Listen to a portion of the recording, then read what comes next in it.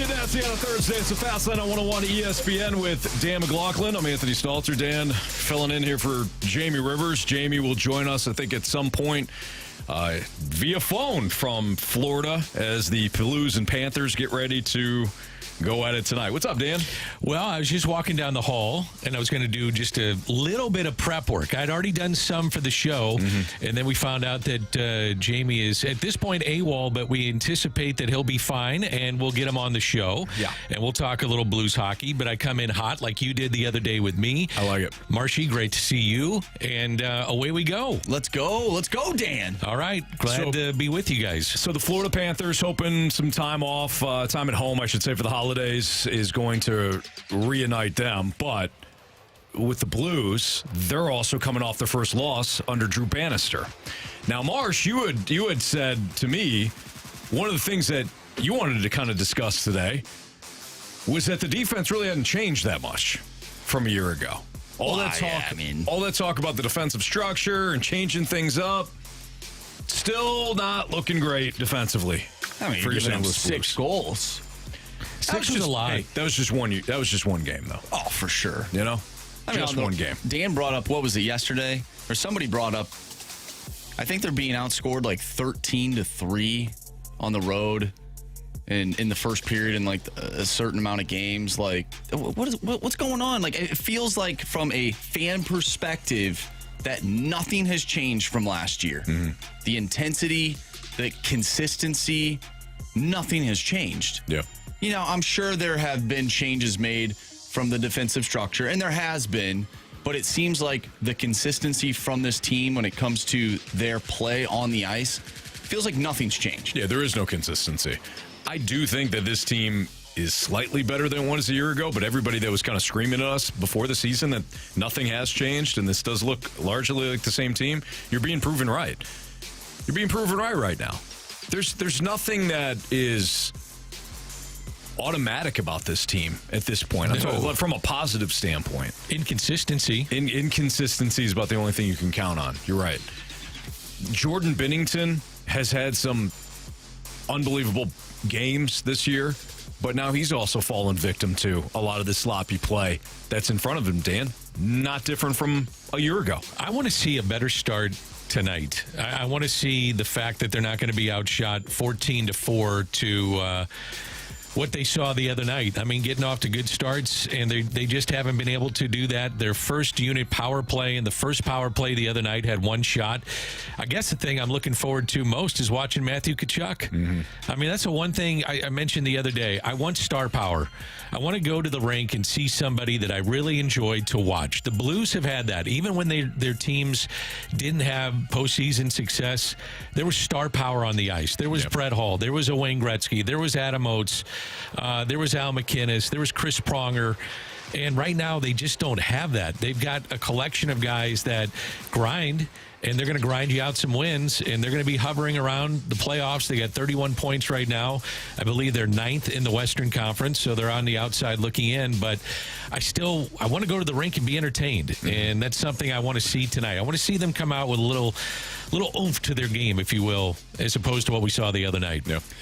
I feel like this team does have names. Like, you have Torrey Krug, you have Brandon Saad, he's won a Stanley Cup, Justin Falk, like those type of names. You have Colton Parayko, maybe not as I'm talking from a national perspective. Like, fans around the league know those guys, but the rest of the team, like, yeah, we have Robert Thomas and Jordan Kyrou, but how much, like to Dan's point, the star power, how much are they bringing in terms of entertainment compared to some other players around the league? It's just fine across the board. The team is just fine. They're not great in anything. They're bad in a couple of areas, as we know. The power play is not good. They're not an offensive team. They're not a defensive team. They get good goaltending, but then that can be at jeopardy in nights where you're not playing well. You know, the five in front of Binnington isn't playing well. They don't do anything. It's nothing. You tune in. Even when you got a team that's average, but if you have like an explosive offense, you could say, well, you know what? We're going to see some scoring. Let's see if they play defense tonight.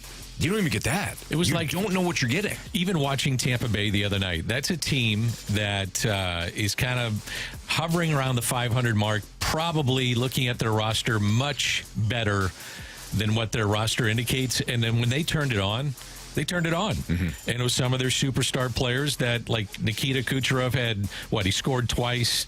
Steven Stamkos had 3 assists. He's on pace for a 40-goal season. So you're talking about guys that are superstars and that are playing to their level or starting to, and the Blues just don't have that right now. No. They just don't. And I enjoy when Kyrou is motoring. I mean, I look at him and I'm like, that's a fun player to watch when he plays a two-way game and he plays the way that he's supposed to play to live up to a contract. I'll enjoy that. I think Robert Thomas is a really solid player. But generally speaking, the talent gap right now is big, in my opinion. Now, their goalie, like you said, Anthony, is going to steal them some games. But, man, they fall behind early, and you just think, do they have enough to come back? And at this point, the answer is no. No, it's not. It'll also be interesting tonight, and we do have the early pregame starting at 5 o'clock for the Blues and Panthers. It will be interesting tonight to see how the players respond after losing 6-1. We know that they didn't always respond well after losses with Chief. Now you get Drew Bannister, won the first 2 games. Now 6-1 loser, in which Pavel Buchnevich was benched and Jordan Binnington was pulled. So how do you respond? Do you take a little pride and ownership in where you're at as a team right now? I know some players will, but collectively, will you? Will you come out tonight with some urgency? I'd be shocked if they didn't. You would think so. I mean, this is a test where you just got blown away. You have a new head coach, and the other night, it's one game, granted, but some of the trends were going back to the reason why Chief was fired. Slow starts, Big players didn't show up. Buchnevich is in the box 3 times. Power play ineffective, despite the fact that they had the goal late. First unit power play, 1 shot in their first power play. Is that good enough? I mean, you got to come out ready to play tonight, man. Absolutely. That's Dan McLaughlin. I'm Anthony Stalter. There's still time to get your 101 ESPN merch to support Operation Food Search this December. We've partnered with STL Shirt Co. to offer a special 101 ESPN merch store. It's this month, though, so make sure that you're getting your orders placed before December 31st. We've got T-shirts, we've got hoodies, hats, and more, all courtesy of 101 ESPN. Plus, we brought back a lot of your favorites, too. We're talking about the Jamie Rivers and Brad Thompson jerseys. We got the dunk shirts and other options that you could, see around town in previous years. Time is running out, like I said. Make sure you order your 101 ESPN swag by next Sunday, December 31st. Visit the 101 online merch store now at 101ESPN.com, powered by McBride Homes. With Andrew Marsh and Dan McLaughlin, I'm Anthony Stalter. Ken Rosenthal was talking on foul territory. Newt Bar, Yamamoto, and Newt still thinks the Cardinals are in the running for Yamamoto. How delusional is he? We'll tell you next on 101 ESPN.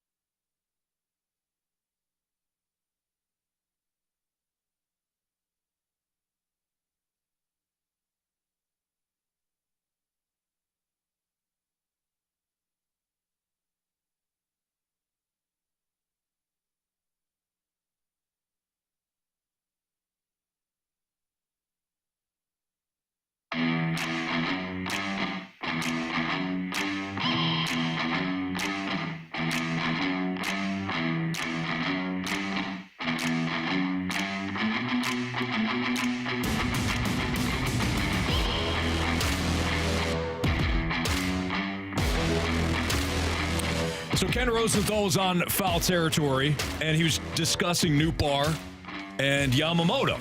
And Newbar tends to think that Yamamoto's still in play for the Cardinals. We'll tell you how delusional he is in a second. Here's Ken Rosenthal. So we'll get into your latest report on Yamamoto, but I know you might not necessarily have insight on this, but I think you can probably agree with us on shooting this down. Lars Nootbaar still thinks that the Cardinals have a shot of signing Yamamoto. What do you think? I don't think so based on what I've heard, but perhaps Lars has special insight here. And Lars might be in communication with the Cardinals front office, and perhaps there's something going on that we don't know about. But that would be a shock to be sure. And it's just from the standpoint of the kind of contract he's going to command, not something the Cardinals would typically do, right? They're not a team that goes above market. So I'd be surprised, but I'm not going to discount something a player on a team says because, again, he might have insight that I don't. Mystery team, Ken. They would be the mystery team. There's always a mystery team, Dan. Always. I highly doubt it's the Cardinals, though, when it comes to Yamamoto, who's going to command, 20 to 25 million per year. Over, the thing is now, too, is that you're hearing that it's going to be beyond 10 years. So now you're getting into 350, 370, right? That range. Yeah, the Cardinals aren't going to do something like that. And Jim Bowden, we read his tweet yesterday, and it was the normal cast of characters that you would think would be involved in this type of negotiations. It was the Mets, it was the Yankees, it was the Dodgers, the Phillies. There's been a report that the Phillies may have extended an offer to him to be aggressive and try to be upfront with it. He wants to, by all accounts, play in a big market and be on the biggest stage, and that means you're looking at New York, L.A. Yeah. Dan, if you're the Cardinals, I understand that you don't want to go 10 years. I get that. You don't want to go 10 years on any player. You don't want to go 10 years on a pitcher. You don't want to go $300 million on a pitcher or whatever it winds up being, right? Even 7 years at $203 million, which was the one projection at the start of free agency. I understand that. Okay. You better develop an ace then. You better, if you're not gonna go that route and you're gonna sign, fine. I'm actually okay with that. Then don't give up Sandy Alcantara and Zach Gallen in a trade. Like, that stings a million times worse when you're also a club that is not going to extend yourself in free agency. The other thing is, if you're not doing that in free agency, you're doing it the opposite of what you did with Alcantara and Gallen, which is you're trading young position players that you really like to go get yourself an ace. Now, who would that be from the Cardinals? Just thinking about it out loud in some of the waters that they are not going to dip their toes in. But you're talking Jordan Walker. You're talking Mason Wynn. You're talking Nolan Gorman. Yeah. And I wouldn't anticipate them doing something like that because they're cost controlled and they're expecting big things through the years that they're with the Cardinals, and cost control is a big deal. They're expecting big things out of those guys. So then the other option is to pony up, pay big money, and I don't see them doing that. So it goes back to your point, which is develop that young talent, develop an ace, or I think the way that you look at it with the Cardinals is look at the bullpen and try to load up on that end on shorter contracts and lesser money. I think they're going to have to do that now because they don't have that ace ready to go. Yeah. To your point, you don't have an ace. You have a guy that can take the ball game one you feel good about in Sonny Gray.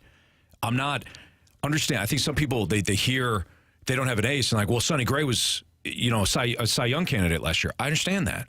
An ace is somebody you develop that there's no debate. It's like the Hall of Fame. If there's any debate on whether or not a guy's a Hall of Fame, he's probably in the Hall of Good, not Hall of Fame.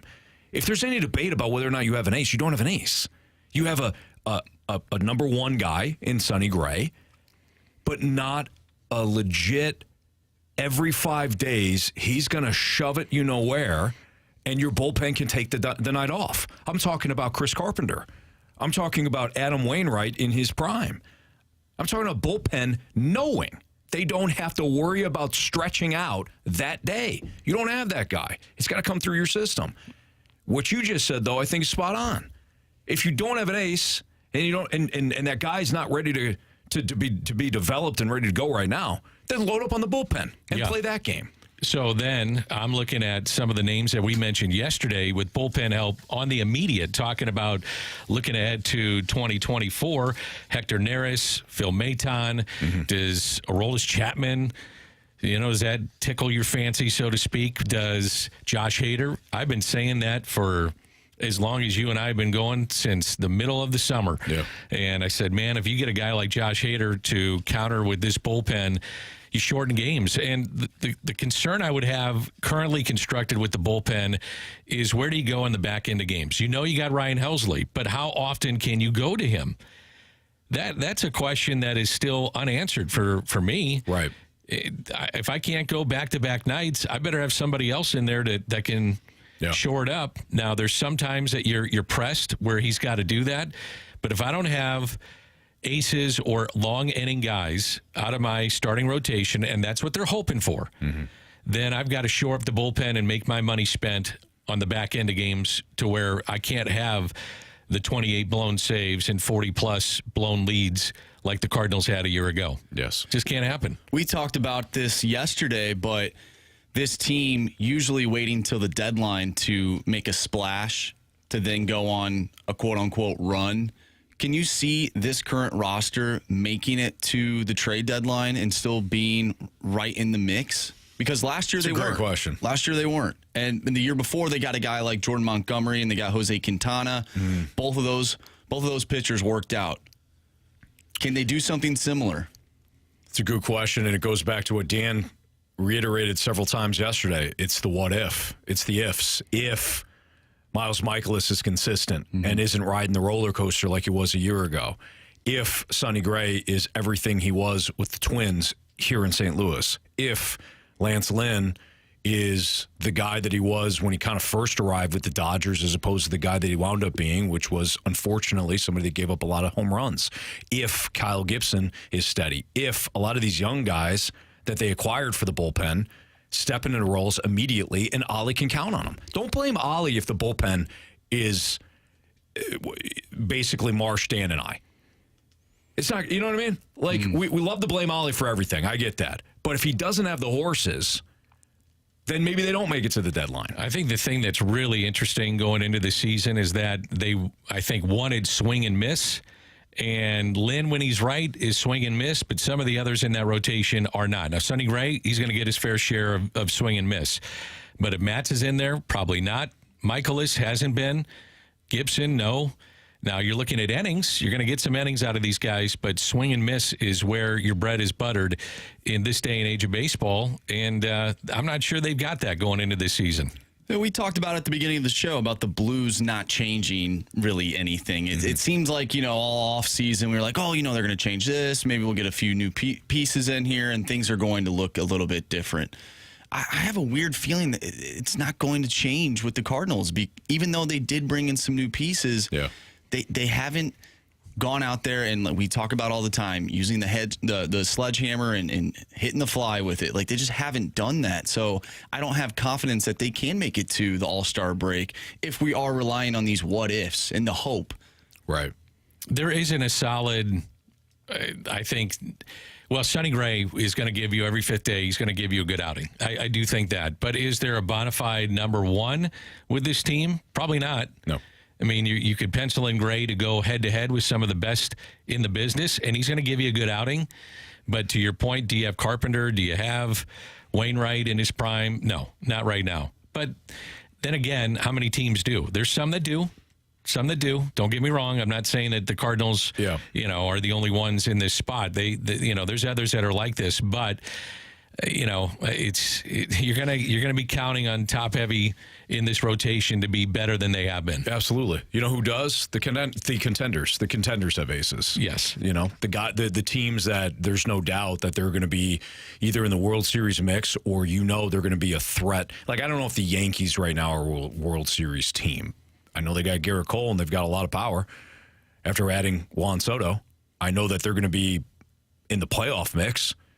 Do they stack up to the Dodgers? No. They stack up to the Phillies. Maybe not, but they're going to be in it. I always looked at a number one is that if I'm in a losing streak and I finally turn my rotation over to a number one, he's got it. I got it.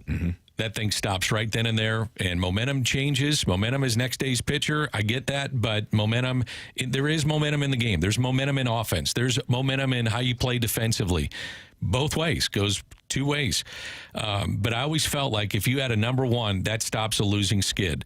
And that's what Sonny Gray's going to have to be this year. Yep. You ain't lying.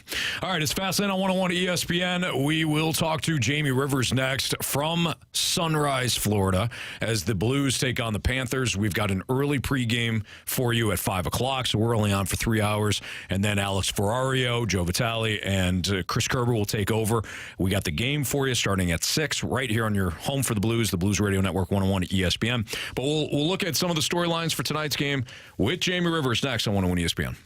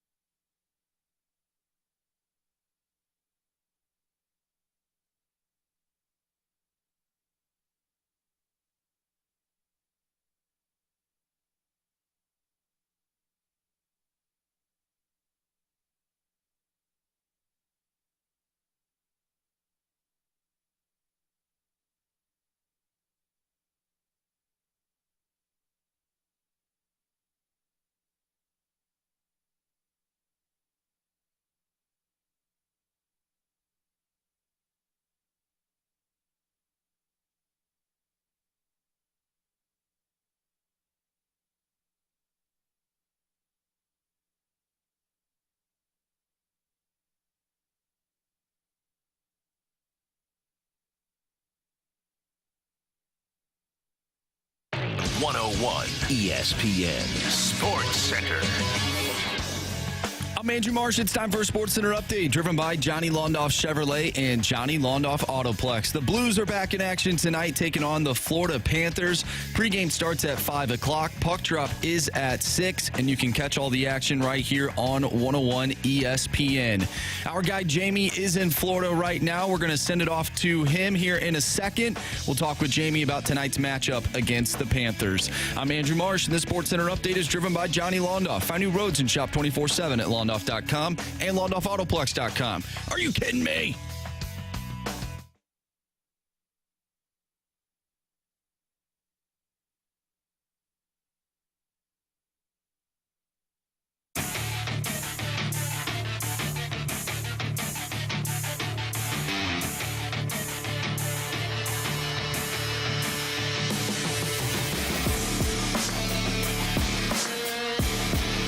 With Dan McLaughlin, I'm Anthony Stalter. It's the Fast Lane on 101 ESPN. The Blues take on the Panthers tonight in Sunrise, Florida. Joining us right now via the 101 ESPN Celebrity Line is Jamie Rivers. What's up, Jamie?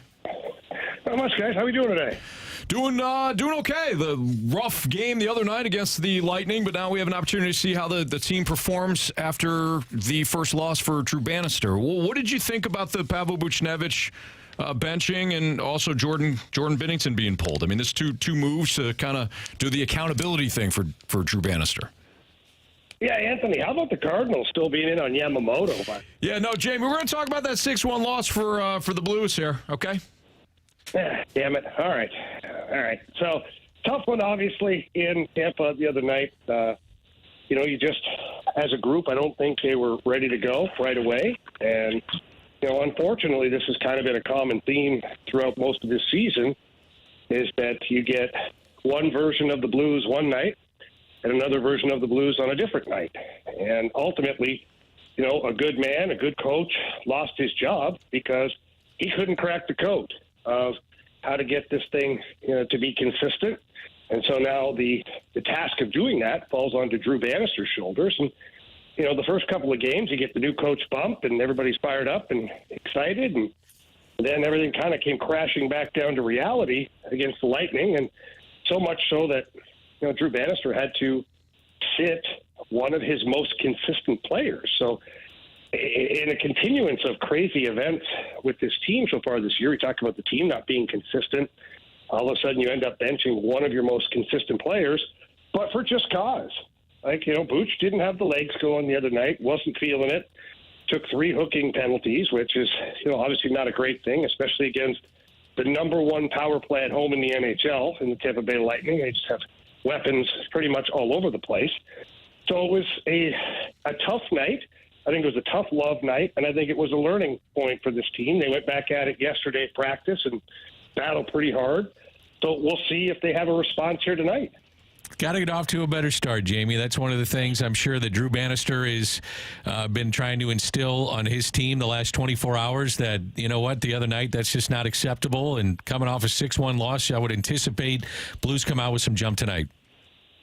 Yeah, I think the biggest thing for Drew Bannister was he was trying to figure out, the other night, why? Why are we not ready for the beginning of games? And, why do we sit back? And so Drew Bannister, as a good coach does, drew up a practice plan that addressed some of the concerns or some of the needs. And one of the first things he did is he had a pretty intense competition drill immediately to start to practice. And, his thought process behind that was, well, if we get used to competing right away every single day when we touch the ice, then when it comes game time, it'll just be force of habit. Train the brain to be ready to go that the moment your feet touch the ice, you're competing. And he's trying to instill some of that so that carries over. And obviously they're looking for a way better start tonight. Jamie, do you feel as though that this defense is still making strides from the standpoint of they're getting better than they were a year ago, or no? Well, I look at it right now, and overall, absolutely, it's way ahead of where it was last season. And a couple of reasons for that is, I think as a group, they're playing tighter defensively, but Colton Parayko too is playing at a higher level than I've seen him play possibly throughout his career. And I know that's a bold statement coming off of the Stanley Cup run in 2019 where him and Jay Bouwmeester were, absolute rock stars out there. But I look at it going, okay, well, he also had Jay Bouwmeester as his partner at that point. And that's not a knock against Nick Leddy. I mean, I think if you ask Nick Leddy, I think he'd identify that, hey, he's no Jay Bouwmeester. I mean, I know it. I'm no Jay Bouwmeester. Not many people are. So based on that, Colton Parayko has elevated his game to a whole other level this year, and I think he's dragging the group upwards with him. So although there's still some deficiencies, it's just what you're going to have on certain nights. It happens in the NHL. Overall, I feel like the defense has gotten much better. What are you hearing from the players, Jamie, just generally speaking, about a weekend with a new coach? What are you hearing about just how they receive him, how he's doing things, maybe changing some things, just generally speaking, how he's being accepted?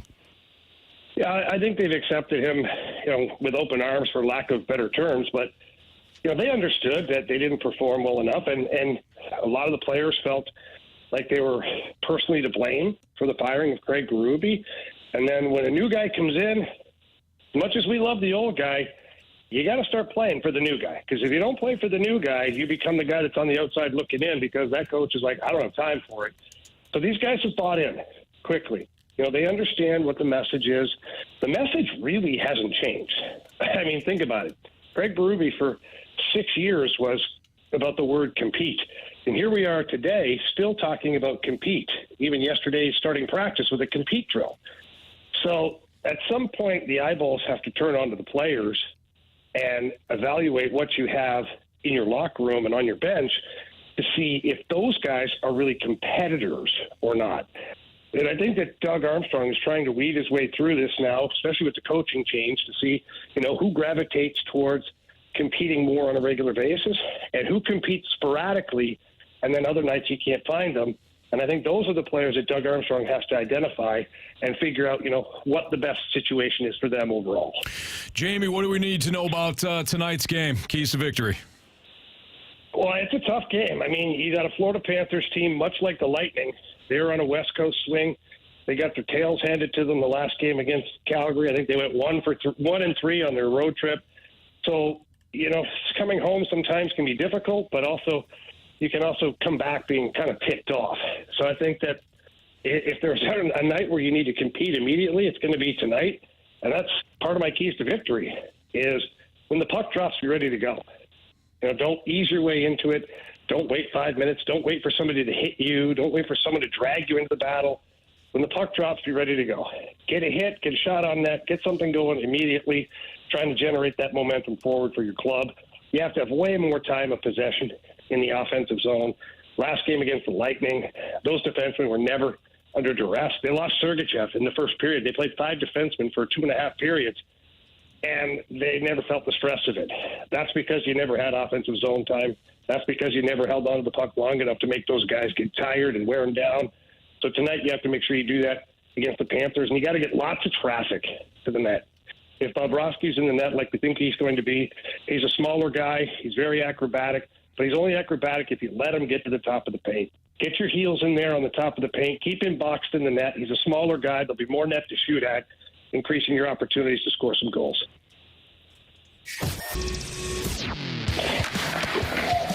Let's go, boys. We need you to score more goals. Get those loose pucks. Thomas to Kyrou. Score! Goal! No big deal. Game winner. All right, Jamie, what you got? First goal of the game. Wow. I didn't anticipate to go first. I thought we were going to let Danny Mack go first. Dan, first goal of the game. Oh, you know who I go with, Colton Parayko. Colton Parayko is Dan's choice. You just pencil that in, Colton Parayko. Marsh, your first goal. I'm going to go with Robert Thomas tonight. He's taking on his buddy and Matthew Tkachuk.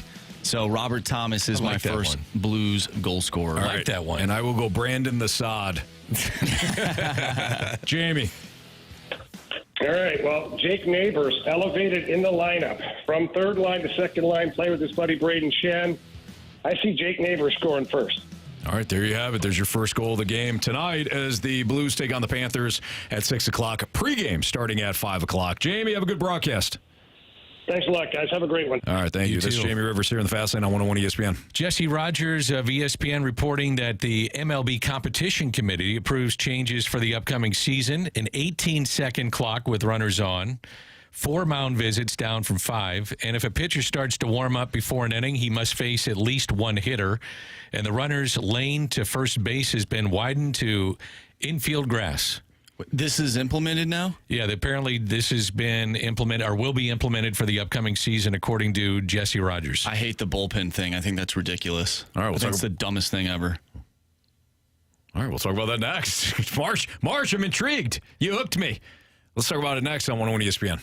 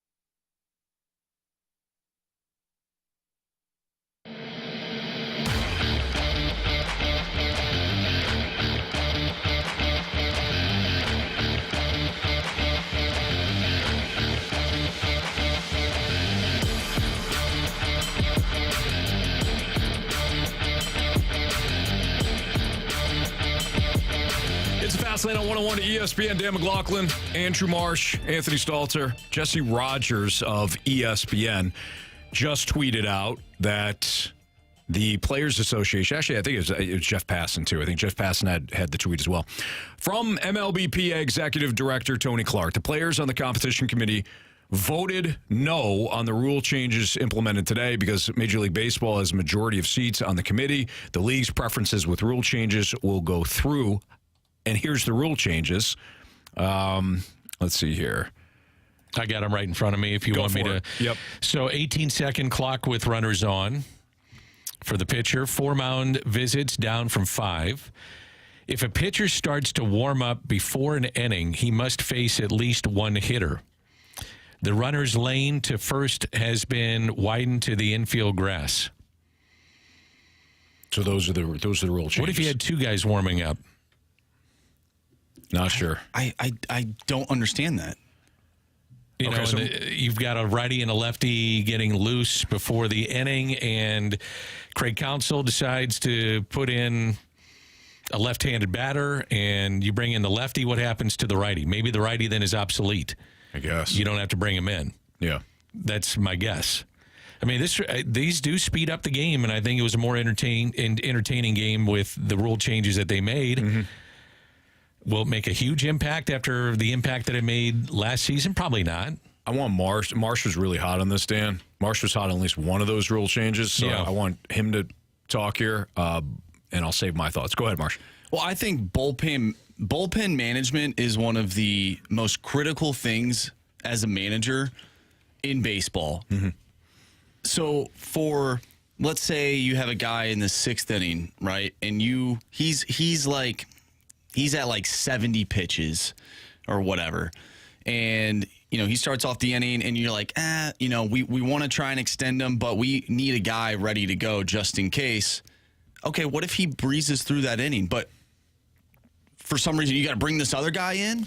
So that's so stupid. As I read more into this, now I start to think about it. It's before an inning. Yeah, it's got to be before an inning, and the guy's on the mound, and he's getting loose, and you can't counter and counter and counter and counter. Yeah. So he's got to face at least 1 hitter. But again, though, like, if you bring the guy, like, if a guy is pitching, we'll use Lance Lynn. Yeah.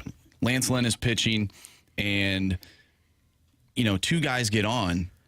Okay, now you're going to warm up the guy now. Well, it might be too late now. Like, it might be too late. I think, though, it's about the pitcher between innings and they go out and he starts warming up on the mound, and sometimes you see the change, mm-hmm. and then this doesn't allow you to do that. So then you're forced to use said pitcher for 1 hitter, and then you can make the adjustment after that. Yeah, I think what they're trying to do is eliminate some of the loopholes in the rules, as opposed to impacting the game from what you're talking about, Marsh, where a guy may not have an opportunity to warm up, or you're forced to use him. So in your hypothetical, mm-hmm. Lance Lynn goes out there, he starts the inning, he gets the first guy on, or maybe it's just he throws 1 pitch and you start to warm somebody up. That's fine. You don't have to go to that guy that's warming up now. It's because it's after the inning. If he starts to warm up before the inning,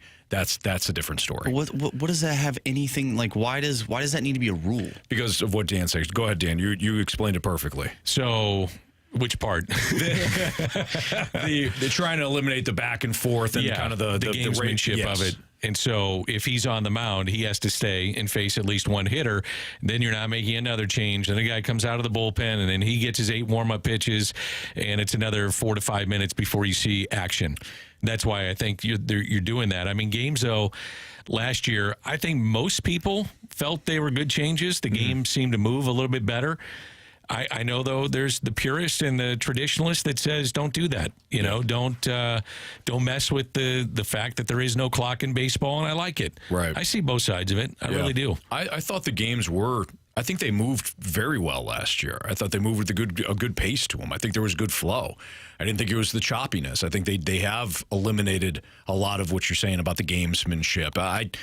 I'm fine with the chess aspect of baseball. There's still plenty of chess over checkers in baseball. I think that they eliminated some of the unnecessary chess moves that some teams were making.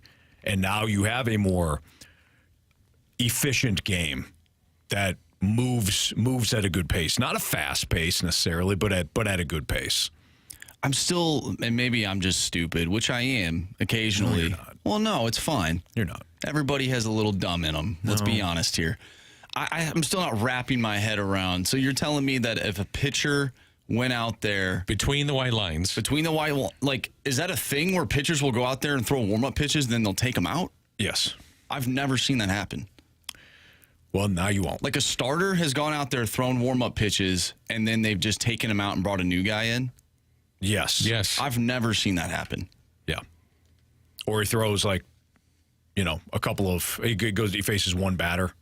But what's wrong with that? That's fine. I mean, you could still do that, but they're trying to eliminate Lance Lynn warming up, and then as soon as they see who the pinch hitter is, realizes they don't like that matchup, and then they go to the bullpen, and then it's another 10 minutes. It's basically 10 minutes of inaction. They're trying to keep the action flowing. I can't stand this whole let's make the game better by speeding it up, blah blah blah. Why don't you focus on some other things that actually matter about the game rather than the speed? Because I watched a football game the other day and I spent 10 minutes because they were reviewing a play, a guy got hurt, all this other crap going on, and it was like 20 minutes before we actually had a play happen. Mm-hmm. But people don't complain about that. Football's doing pretty well. Yeah. I mean, we see there's multiple minutes that go on between actually playing the game. I mean, look at a college football game. It lasts 8 hours. The national championship, it lasts anywhere from 12 to 15 hours, yeah. I think that's wrong, too. I mean, they have to eliminate a lot of the commercials there. There's other things, I think, in baseball that you can focus on to make the game a better product rather than, we gotta minimize how many mound visits there are. Mm-hmm. Are you serious? Does that enhance the game, though? Let me play devil's advocate for you. Does that enhance the game of baseball for you? Because I'm with you up until minimizing a mound visit? Yeah, I'm not really worried about that one way or another. But I'm using that as an example. I understand, but is it taking anything away? Like if they said, "Hey, you can't hit home runs anymore," now I understand why you'd be pissed, But if they eliminate some of this stuff, is it really taking something away from the game? The one thing that I remember that you were asking about, like, who did this? I remember Tony La Russa doing this. He would do that. He kind of manipulated the way that guys would warm up and chess match and all that kind of stuff. Sure. So I do remember Tony doing it. It doesn't happen very often. No. So I don't know if it's going to impact much of what we see. Right. I think between, obviously as a fan, them minimizing or getting rid of one of the mound visits, that it doesn't do anything. But in-game strategy, I feel like it does have a factor. And that could be the difference between a loss and a win, which impacts my life, Anthony. Okay, all right. I'm fired up. Take it easy over there. I don't think that this is that big of a deal. I don't think it's going to take... not. I'm over-exaggerating. I'm overblowing it. You're frustrated. But I'm just I get it. There's so many different things that Major League Baseball can worry about when it comes to fixing this game rather than making bases bigger or doing, they're focusing on the wrong things, in my opinion. All right, that's fair. Marsha, your feelings are valid, okay? I'm fired up, Anthony. The Blues lost 6-1 the other day. I'm not confident in them tonight. Why? Who are they playing? Well, they're playing a team that went to the Stanley Cup last year. All right. Do you guys feel, though, a quicker game was a better game? Yes. I do, too. Yeah. Overall, I thought it was better, and you're tweaking some of this stuff to make it even quicker. Yeah. I don't think it's a bad thing. I don't either. I don't think the speed of how quick the game goes. I don't care about that. But I do care about the flow, and I think the flow of the game was much better last year. Interesting. With the runner's lane to first base has been widened to the infield grass. Still going to have interpretation somewhat of that. Yeah. How far do you go in? Mm-hmm. You know what I mean? How far down the line when you're running do you get to stay in the infield grass and then gravitate towards the line? Right. So you're blocking a throw. Yeah. I could see that being interpreted maybe various ways. I mean, maybe catch it to eliminate some of that. Catchers need to, go right for the vertebrae. Maybe. You may see some of that. And then when he's laying there and he's looking at you then why did you just and throw it to first? Why did you just snipe me in the vertebrae? You look at him and say you were in my lane. Yeah. Next time it's going to be your neck. I mean, it's one way to look at it. Don't come in my lane. If we're making Stay in rule your lane. changes, why can't we make a rule change where we can review a hit down the line? Oh, Marsh. We still can't do that, but we can. Marsh, we're now getting rid of you're the starting to mound make- visits now you're because we got to starting to make make the game sense. quicker because no one cares about this game anymore. So we got to make it quicker. But why is that? I don't know. There's certain things that we. Well, why is there? Why? First of all, why is there any challenge in Major League Baseball? That's a dumb thing too. Just How many do they get? Real quick. Let's speed up the game. Okay, have the guy that's in the booth review it real quick, make the right call, and move on. Instead of this crap where it's that you're holding it. Hold on there. We got. Hang on, I gotta put my headphones on. We got the video guy in the background sweating, trying to figure out whether or not to challenge, and you're holding up just stop at the challenges. You think it would? I don't know though. That would get choppy, don't you think? Because you could challenge a lot in baseball. A lot. Could. The tag play, out at first, all that kind of stuff. I'm saying eliminate all challenges. Eliminate all challenges. You got the guy up there for crucial calls. I'm talking about at home plate, down the line, stuff like that. Real quick, boom, review. Let's get going. So you can challenge when it gets past the umpire down the lines. Yeah, You just can't do it in front of the umpire when the ball hits. that's fine. Which I never have understood that either. I mean, you've got the technology to do it. Just use it across the whole foul pole or foul line and the baseline and let it rip. That guy's also standing out there. Why don't you just watch it? You know why these games are so long is because there are so many pitching changes. And why is that? Because these starters can't go more than 5 innings. Why is that? Because you're not training them to go more than 5 innings. You're giving them millions of dollars to throw 100 pitches and go 5 innings. The game is changing, and that's not. There's more problems than rule changes. You're making these rule changes because you screwed the game up in previous years. You can Down to the eliminate youth level. You're right about that. One way to do that, though, Marshy, they could, is just eliminate the DH once you take your starter out. And that would make a manager say, I'm going to keep him in because I want to keep my DH in. Oh, I like that. Good thing the Cardinals got some guys that can eat some innings. So that would definitely influence some of your decisions as to whether or not you take a guy out. Now that I think is more of a chess situation. Absolutely. That's a decision. That's 100%. And your guy may be on fumes and your DH is coming up next inning. I want to keep him in. I'm keeping him in. Dan, make some calls. I like that. I don't know if it'll go. It's one way to do it, though. It is. It's one way to keep starters in longer. Mm-hmm. All right, my ranthony is over. I liked it, Marsh. Thanks. Your last point I thought was spot on, my man. Spot on. Hey, Mizzou keeps making moves. Is the hype real for the Tigers? That's next on 101 ESPN.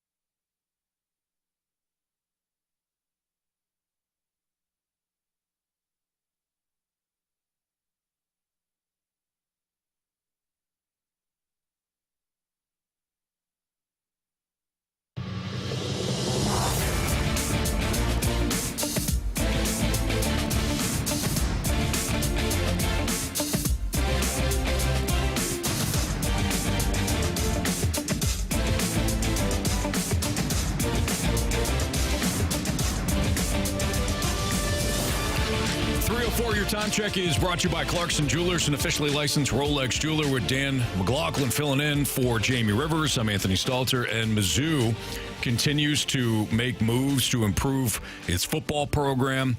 They landed another linebacker today from Miami in the transfer transfer portal, excuse me. This, of course, comes on the heels of some other moves that they made, landing a wide receiver, the top offensive lineman from Oklahoma in the transfer portal. The Miami linebacker commit today, Corey Flagg Jr., adds to this defense. The hype is real with Mizzou. Minimum of 4 transfers right now, according to, I think it was Rivals that I saw that. Minimum of 4 transfers in the transfer portal. Mizzou is ranked as number 1. That's awesome. So starting linebackers, they got Chad Bailey, they got Tyron Hopper, both expected to leave. So they picked up, as you mentioned, Corey Flagg Jr. from Miami. He does have a history with the defensive coordinator, Blake Baker, who just signed an extension. Played in 43 games over the last 3 seasons with the Hurricanes, so it's a spot of need, and they get it. So that's pretty good that they wind up getting that. There's a lot of college football news going on right now, and I feel old because in bowl season, I've seen now Kennedy Urlacher decide to go to Notre Dame. That's Brian Urlacher's son. Nice. Willis McGahee. Oh, yeah. He's going to Nebraska. It's the Willis McGahee Jr. Uh-huh. I mean, the other night it was Pennington's kid and somebody else was playing. Right. Yeah, Chad Pennington's son started for Marshall. I'm getting old, man. No. Just getting old. No, you're not. It is. It's just fun. You know, it's fun to see these names again. Yeah, I guess. Or yeah, we're just both getting old because I remember watching most, if not all, of Chad Pennington's career. What did you think today? Florida State calls a board of trustees meeting this morning, and it's the first step in leaving the ACC. Yeah, I don't blame them. I mean, I think you have to. Yep. Your Big Ten, probably. Maybe you're trying to get to the SEC. SEC might be. I mean, you may see the SEC expand even more.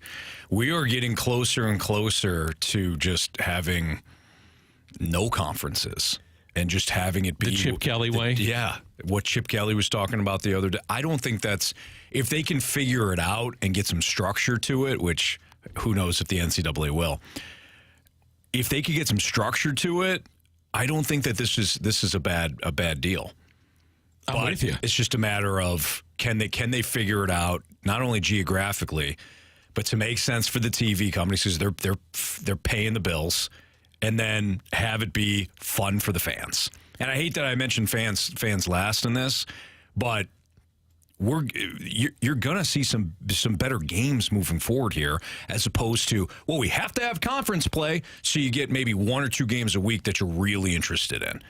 Going back to Mizzou, I can't think of a time where their fan base is probably more excited for next season. I mean, I'm excited about the bowl game just to see how they stack up against Ohio State, even with some of the defections that Ohio State has had. But I can't think of a time that it's been like this going into next season because of the transfer portal, because of signing day. And signing day was, bottom half of the SEC, but so what? You still were top 25 in the country. Mm-hmm. They got players coming in. He's done a very good job of bringing players in. Well, they also got a running back, too, Marcus Carroll. Is transferring to Mizzou. He had 1,300 plus rushing yards, 13 touchdowns last year.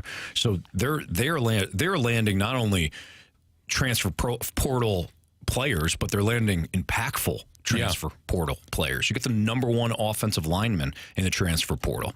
It's a huge deal. You added some speed defensively. I thought one of the things that really stood out against LSU was your lack of speed defensively, and that was a game you could have easily won. So I'm not criticizing. I'm just saying one of the areas you're improving upon.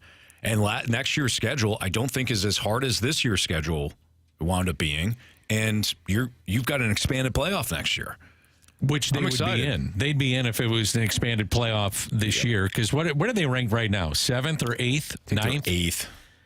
8th.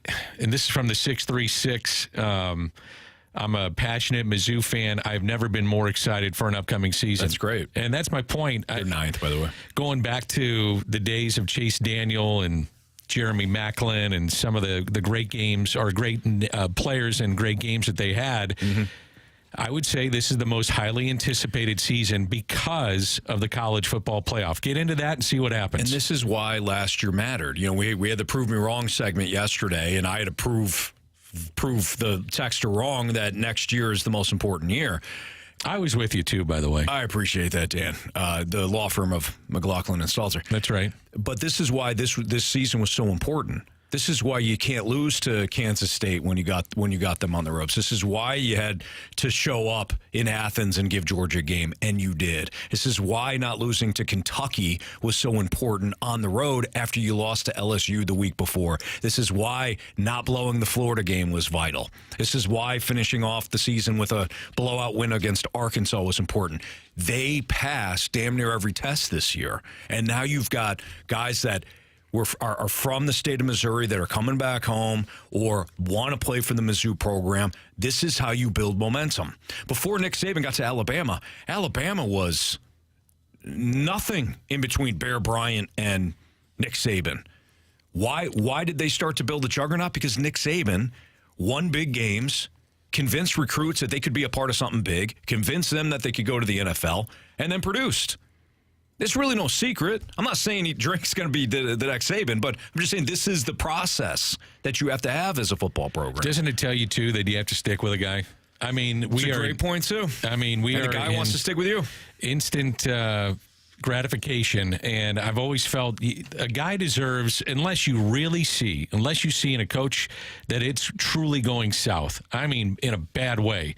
You got to give him his run. And it used to be where you'd give a guy maybe 4 or 5 years because then he gets his recruits in, redshirt a freshman, bunch of freshmen, get him through, get him in the program and see what you got. Mm-hmm. But now with the transfer portal, to me, it's like, how can this guy recruit? How can he get players through the transfer portal? And that's part of my evaluation going forward. Definitely. And what Eli is doing here is getting kids to come in, buy into the program, and immediately plug them in. Yep. I mean, they had guys that they got from the transfer portal the last couple of years that have made impacts with the team that you say, okay, he deserves a chance to ride this thing out. And sure enough, it's paid off for Mizzou. Dan McLaughlin, Anthony Stalter, it's the Fast Line on 101 at ESPN. Let's do our Sports Six back next. 314-399-9646. 314-399-9646 is the Air Comfort Service tax line. Sports Six back next.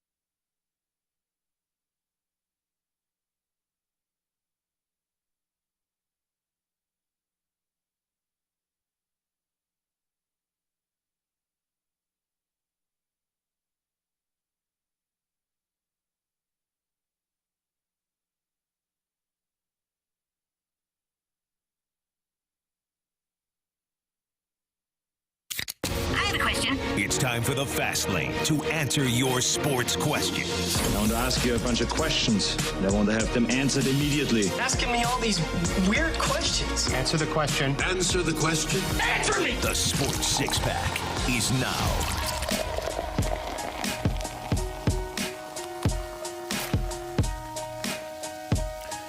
It's a Fast Lane on 101 ESPN with Dan McLaughlin. I'm Anthony Stalter, Andrew Marsh with...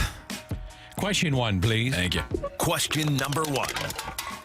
All right, from the 636, what would have to change internally for the Cards to actually get into a bidding war for a top free agent instead of always settling for second and third tier guys? I'm not being facetious when I say this. I'm not taking any shots. I mean this. An ownership change. I'm not for that. I know I'm not for that either. I'm just saying you'd have to have Steve Cohen come in and say, Right. I'm blowing this thing out of the water and That's we're going to all go I mean. after everybody. Yeah. Philadelphia's owner saying, let's spend stupid. Or a philosophical change in how they do their budgets. Correct. Yeah. Yeah. It's about spending the most money. I mean, that's what it comes down to. Right. And philosophically, I don't think that they're out there to do that. That's not part of how they do. They conduct business, and I understand, and it's worked for them. But that's what would have to happen. Right. Is that, hey, we're going after Yamamoto. We're going to be in the Ohtani sweepstakes. We're going to have to go out and get Blake Snell, Josh Hader, and typically speaking, that is not the way that they've done business. Now they have gone out and made big trades. I mean, Arenado, Goldie. Prior to that, Matt Holliday. Mm-hmm. There's been some along the way, but it would be a philosophical change in saying we're going to go after the biggest guns that are out there. Right. And that's all I mean by that. I mean, just answering the question literally. It would have to be, like you said, either change in philosophy or a flat out change in ownership. Yeah. Question 2, please. Question number 2. From the 618, with the news with Amazon and Diamond, how long do you think it will take before the blackout issues are resolved? Which major sports league will make the necessary changes first, and do the others follow? Well, I would say baseball, looking at how it's playing out right now, it's that baseball has got at least a year on most of their franchises getting through the year. And then at that point, we'll see if Amazon gets involved. And then at that point, we're talking about blackout restrictions being lifted, which is important, really important to the game. Yes. You got to do it. Yeah. Your fans have to be able to access the games. It's just not that hard. Now, it's complicated, I'm sure, in how you want to do it. And you don't want to upset cable carriers that are paying a ton of money to make sure that their product is being seen. I get that. But in the consumer and how they take in the game, you have to make it easily accessible for all of them. Any fan that wants to watch their favorite player, watch your favorite team, watch a game, you got to make it accessible to your fans. Period. End of story. Yeah, I don't know who thought of the idea of, hey, in a regional sport where everybody pretty much just watches their favorite team, let's have blackout restrictions so that they can't watch their favorite team, and then let's try to grow the sport. I don't know how that makes any sense. No, it doesn't. I think we should just get rid of one of the mound visits. I think that might solve everything. Yep. Yeah. Yep. I can't watch my favorite team make said mound visit, but please get rid of the mound visit. I think the question was like, which is the first league? And I think MLS would be the one that comes to mind. I mean, they made it accessible for your fans to check it out. Obviously, the NFL. I guess the one that gets under the skin of some fans is the Amazon game on Thursday nights. Yeah. Because some people don't have that, I guess. Yeah, you can also, I'm not saying that this is going to make you happy or anything, but if you get, I think the NFL.com package, you can get all of the primetime games, at least on your phone. Yeah, that is correct. So... yeah, they're making it pretty accessible. Yeah. I'd prefer Amazon over Apple TV. I mean, because you already have, especially if you're just like, if you like sports in general. Yeah. If you're going to be watching baseball, most likely you're going to be watching Thursday Night Football too. So if you have multiple sports on the same platform, and now you could argue, well, there's baseball on Apple TV and you have MLS on Apple TV. Yes, but I also think that shows play into that as well. Like shows and movies, which provider has the better quality of content? I think that you have to play that plays a factor. Amazon has more for more sure. options, more. I think they got movies, all that stuff. Apple, I mean, wasn't Ted Lasso on Apple? It was. Yes. Yeah, so they've got some quality programming, but to your point, Marsh, But the quantity. they don't have the quantity. Yeah. I love this text, 661. All the middle school age kids I teach are into MLS now. They're not just watching City, they watch all of them. That's the model for the future. Okay, well, good. And I think there's a lot of truth to that. You have to make it accessible, because think about how, and I can just draw on how my kids access watching television. It's through Instagram. I mean, seeing highlights and things of that nature. But if they're going to sit down and watch something, it's on their phone. Yeah. I mean, you don't see them parked in front of a TV, and if they do, it's rare. Sure. Now, I wonder if they do end up going to Amazon. If you already have an Amazon Prime account, which includes Prime TV, do you have to pay an extra amount of money to access the Major League Baseball games? Or will it be, I already have an account, here are the games, I can just watch the games? Because I think with MLS, you could have an Apple TV account and watch shows and movies and whatnot, but you had to pay an extra like $12 or $15 to actually get access to the MLS games. So I wonder how that will end up playing out if they do go that route. Dan? I just think you have to make it accessible, period. I was also saying question. Oh, question 3. 3, please. Question number 3. I was sidetracked. My daughter just got a hole-in-one, so she just sent me a picture that she got a hole-in-one. Congrats. Sorry. Not sure where she's playing. She also made the All-Metro team, first team, and their team won state, and she was All-State for the 3rd year. She's a junior, and just made her 2nd hole-in-one. Wow. What's her name? Avery. Avery, congratulations. Avery, That's congratulations. fantastic. That's impressive. I mean, there's a lot of people that play golf, and they've played golf for a while, and they have not been able to get a hole-in-one. I'm one of them. So I'm one of them. And I your play daughter- a lot of golf, and I've never made a hole-in-one. too. Yeah. That's fantastic. I know you're happy for her. I am. I'm fired up for her. she has I'm glad- 2. Maybe she could give you one of those, give you know? one. I don't think it works that way. No. Question 3, please. Question number 3. All right, guys, we just got done talking about Mizzou from the 636 with the transfer portal and all. If Mizzou does have a bad season next year, how many players jump ship at the slightest sign of struggle?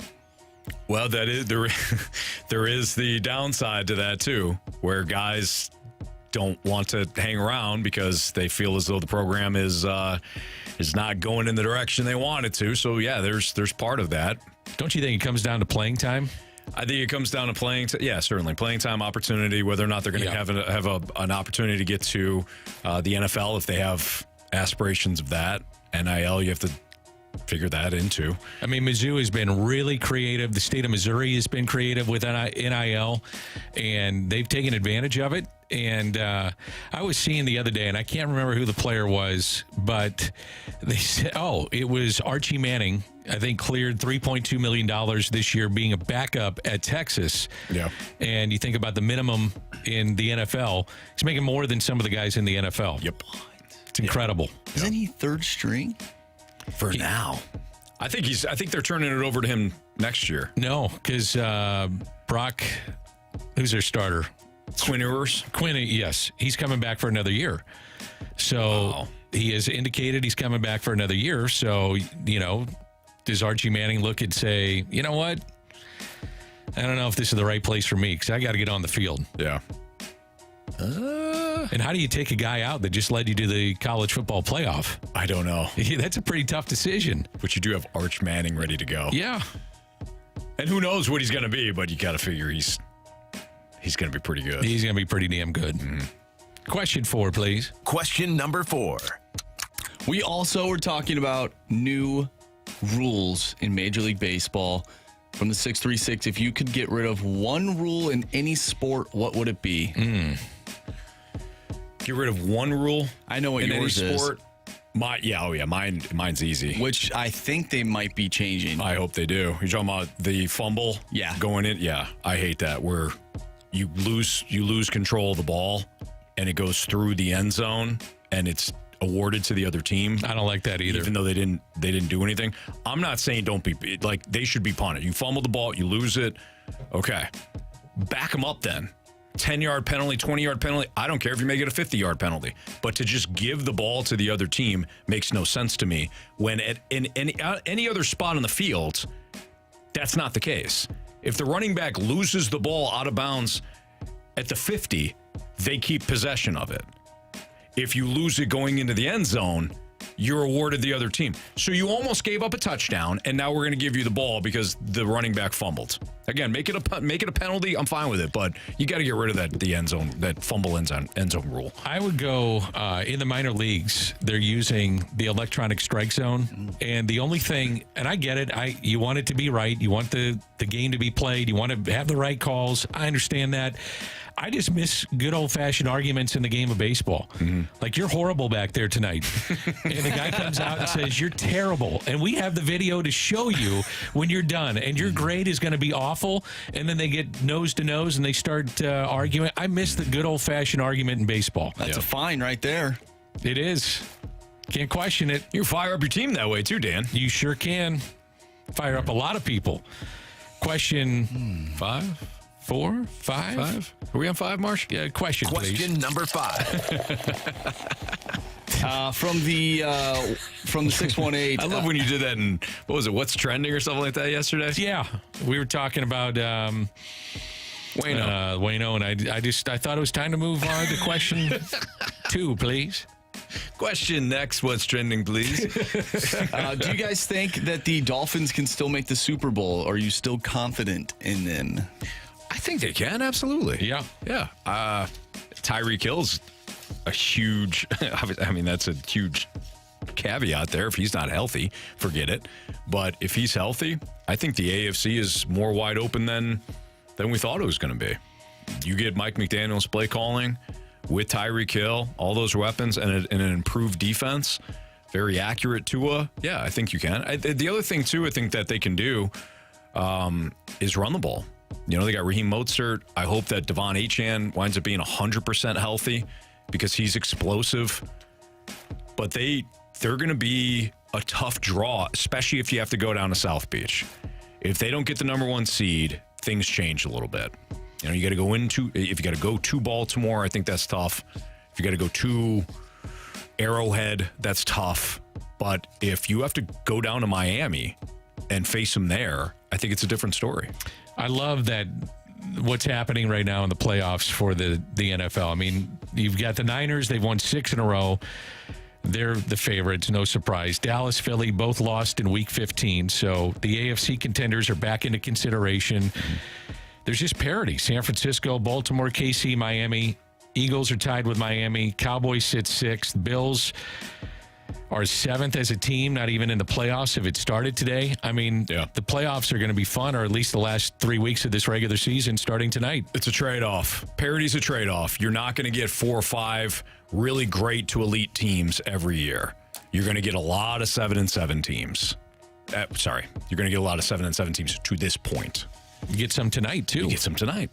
But when it comes to week to week, not knowing what to expect, these games come down to the wire. The playoffs, like you just said, where it's a wide open field, save for maybe the 49ers, that's the trade-off. That's the good part of the trade-off. Speaking of tonight's game, you got 2 quarterbacks, Matthew Stafford and Derek Carr, that almost have changed their, I don't know if they changed their legacy or maybe how we even look at them, but would you say that Matthew Stafford is incredibly underrated? And would you say the exact opposite for Derek Carr?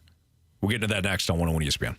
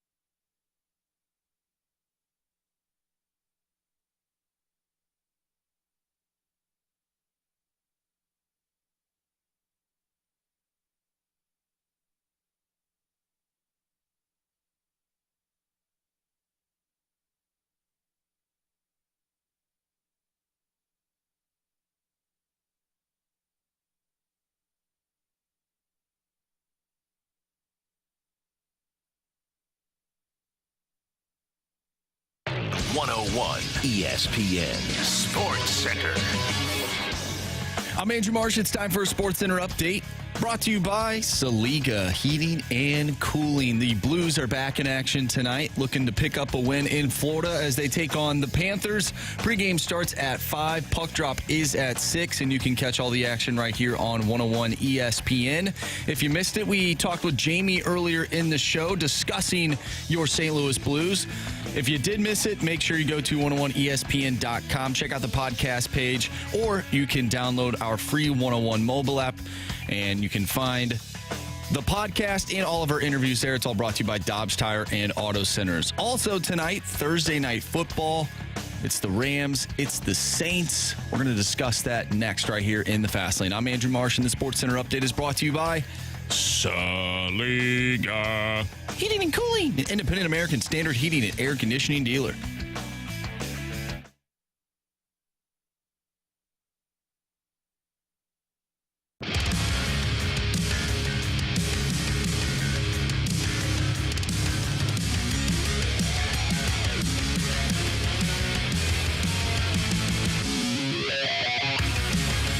Tonight we have Blues and Panthers pregame starting at 5 o'clock right here on 101 ESPN with Dan McLaughlin and Anthony Stalter. There's also a Thursday night football game. It's going to be the Saints and the Rams, and two teams that are 7-7, so wild card implications there.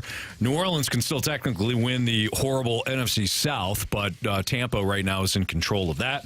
But Dan, when you look at the two quarterbacks tonight, and maybe I'm way too hard on Derek Carr, but when I watch Matthew Stafford play, knowing what he's already done in his career, which includes a Super Bowl, this is a very average Rams roster. I thought it was one, quite frankly, that if Stafford got hurt like he did a year ago, they could wind up with the number one pick. Instead, Stafford has stayed relatively healthy. He did miss a game, I think, against Green Bay and maybe parts of another game or two, but he has stayed relatively healthy. And I think he continues to prove that even for a Super Bowl winner, he's highly underrated. Well, you think about where the Rams were. What a difference a week makes. Rams needed help from both Tampa Bay, Carolina. They got that, so they hold the number 7 position in the playoff hunt. When I look, though, at Matthew Stafford and the difference that he makes, they have won now 4 of 5. He's had 13 touchdowns, only 2 interceptions in that stretch. They now have a healthy Cooper Kupp, back-to-back 100-yard receiving games. I'll tell you a big reason I think that they're doing what they're doing, opening up other aspects of their game, and just tell me if I'm wrong, but is Kyren Williams. I mean, they have the Vianney kid. They've averaged 33 points a game since he came back. So it allows you to run the football and open it up and be to where you have to keep that in mind, but also open up what you're doing in the passing game. I mean, it's more of a complete offense, and he's a guy that Stafford is second to none in certain areas of how he delivers the football, and now they're starting to win games. When the Rams went to the Super Bowl with Jared Goff, one of the main reasons is because Todd Gurley was healthy up until the final couple of games, and then the playoffs he wasn't healthy at all. But they were able to run the football. Kyle Shanahan's offense is really a run-based offense. It's predicated on the run, and therefore it opens up things with the play action. So Kyle Shanahan wants his running backs to get vertical, hit the edge, make one cut, get upfield, and then the play action's built on top of that. Sean McVay's system is similar, but not run-based. But to your point, if Kyren Williams is doing what he's doing and you're a linebacker and you see the helmet of the offensive line down and come forward, you have to react because you have to get to the lane or else Kyren Williams is going to beat you. And then if you toss in some play action and you're a linebacker and you come flying up because you've got a run responsibility and you think it's play action, all of a sudden you're crushed over the middle by Cooper Kupp and Puka Nacua. So he keeps you honest. It keeps you honest. It's a great point about Kyren Williams. Love that it's a local product that's having a lot of success. We're seeing a lot of local kids. Sam Laporta for the Lions rookie tight end, Highland product. Awesome year. I mean, we are seeing a lot of St. Louis-based kids, young men, having success. I need help from my friends, by the way. On this game? Yeah, I need help because Derek Carr is coming off his best game as a Saint. So help me and my friends in what we maybe should do tonight. The line, I think, is 4 at last check in favor of the Rams. So I'm seeing some 4.5s and some 45.5s for the total. Okay. 45.5, at least we're out of the 30s. Yeah, that's true. Absolutely. You brought up Derek Carr. I have a thought on that, but You brought up Derek Carr. When he was traded to the Saints, I think a lot of people thought, and I was partly in this camp, okay, he's finally got an organization that he's gonna have a good defense. He's got some weapons. Like, this is Derek Carr can kind of get out of Vegas and Oakland and really stretch his wings. I took more of the approach of he's got a defense, now he doesn't have an excuse. I think Derek Carr has been exactly what Derek Carr has been throughout his career. I think he's a dink and dunk artist.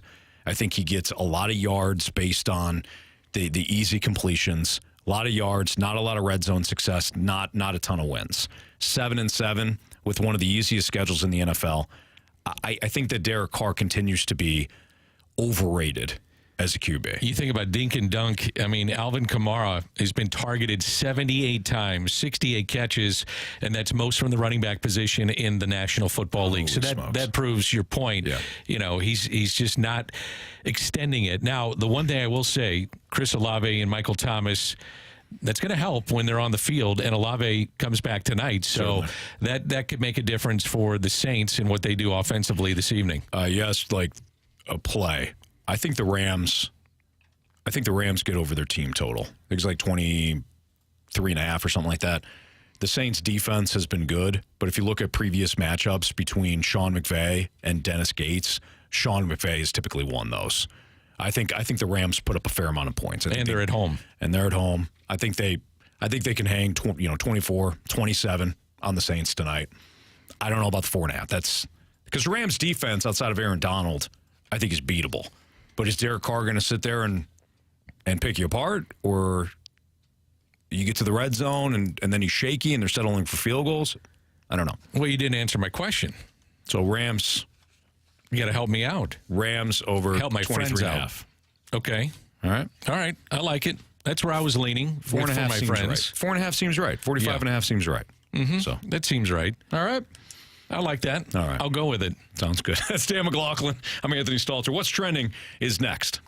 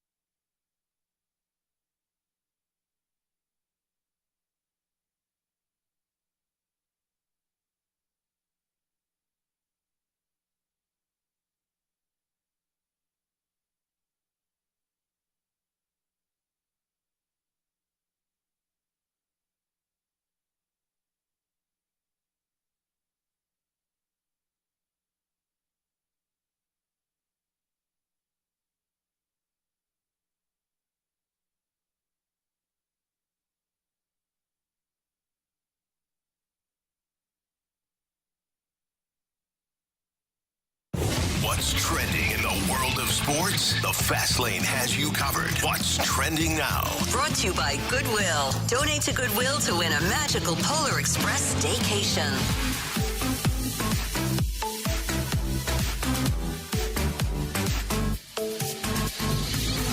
It's the Fast Lane on 101 ESPN. Time for What's Trending. Dan McLaughlin, Andrew Marsh, Anthony Stalter, and we've got a special guest on the line right now via the 101 ESPN Celebrity Line.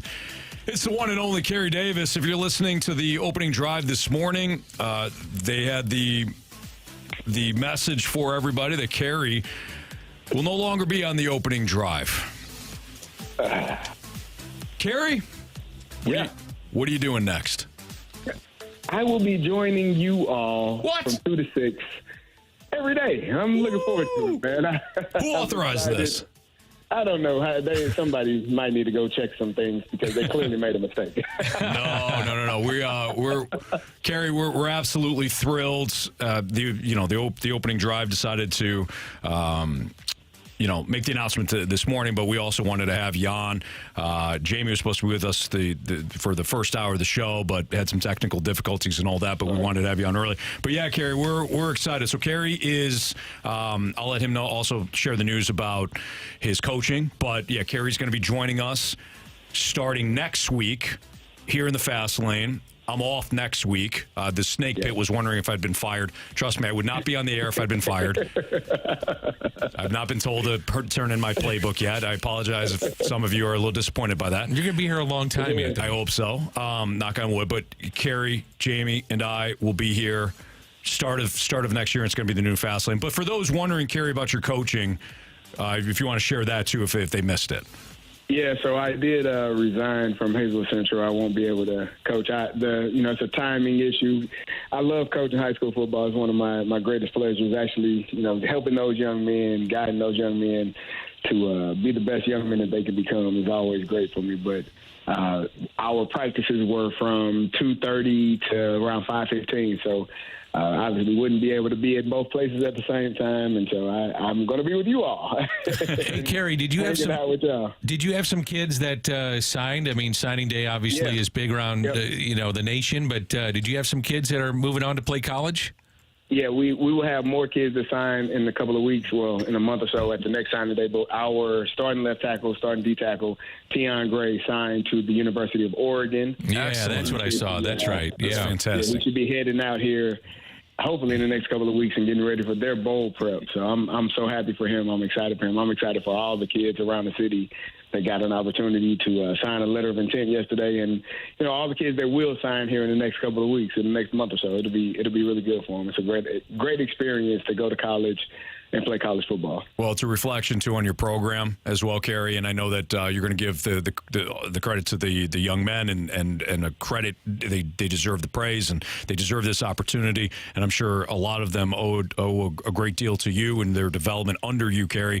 And I know that you choosing to resign as coach, that was a hard decision to make, but I also know you're excited to coach your son. And like I said before, we're thrilled to have you.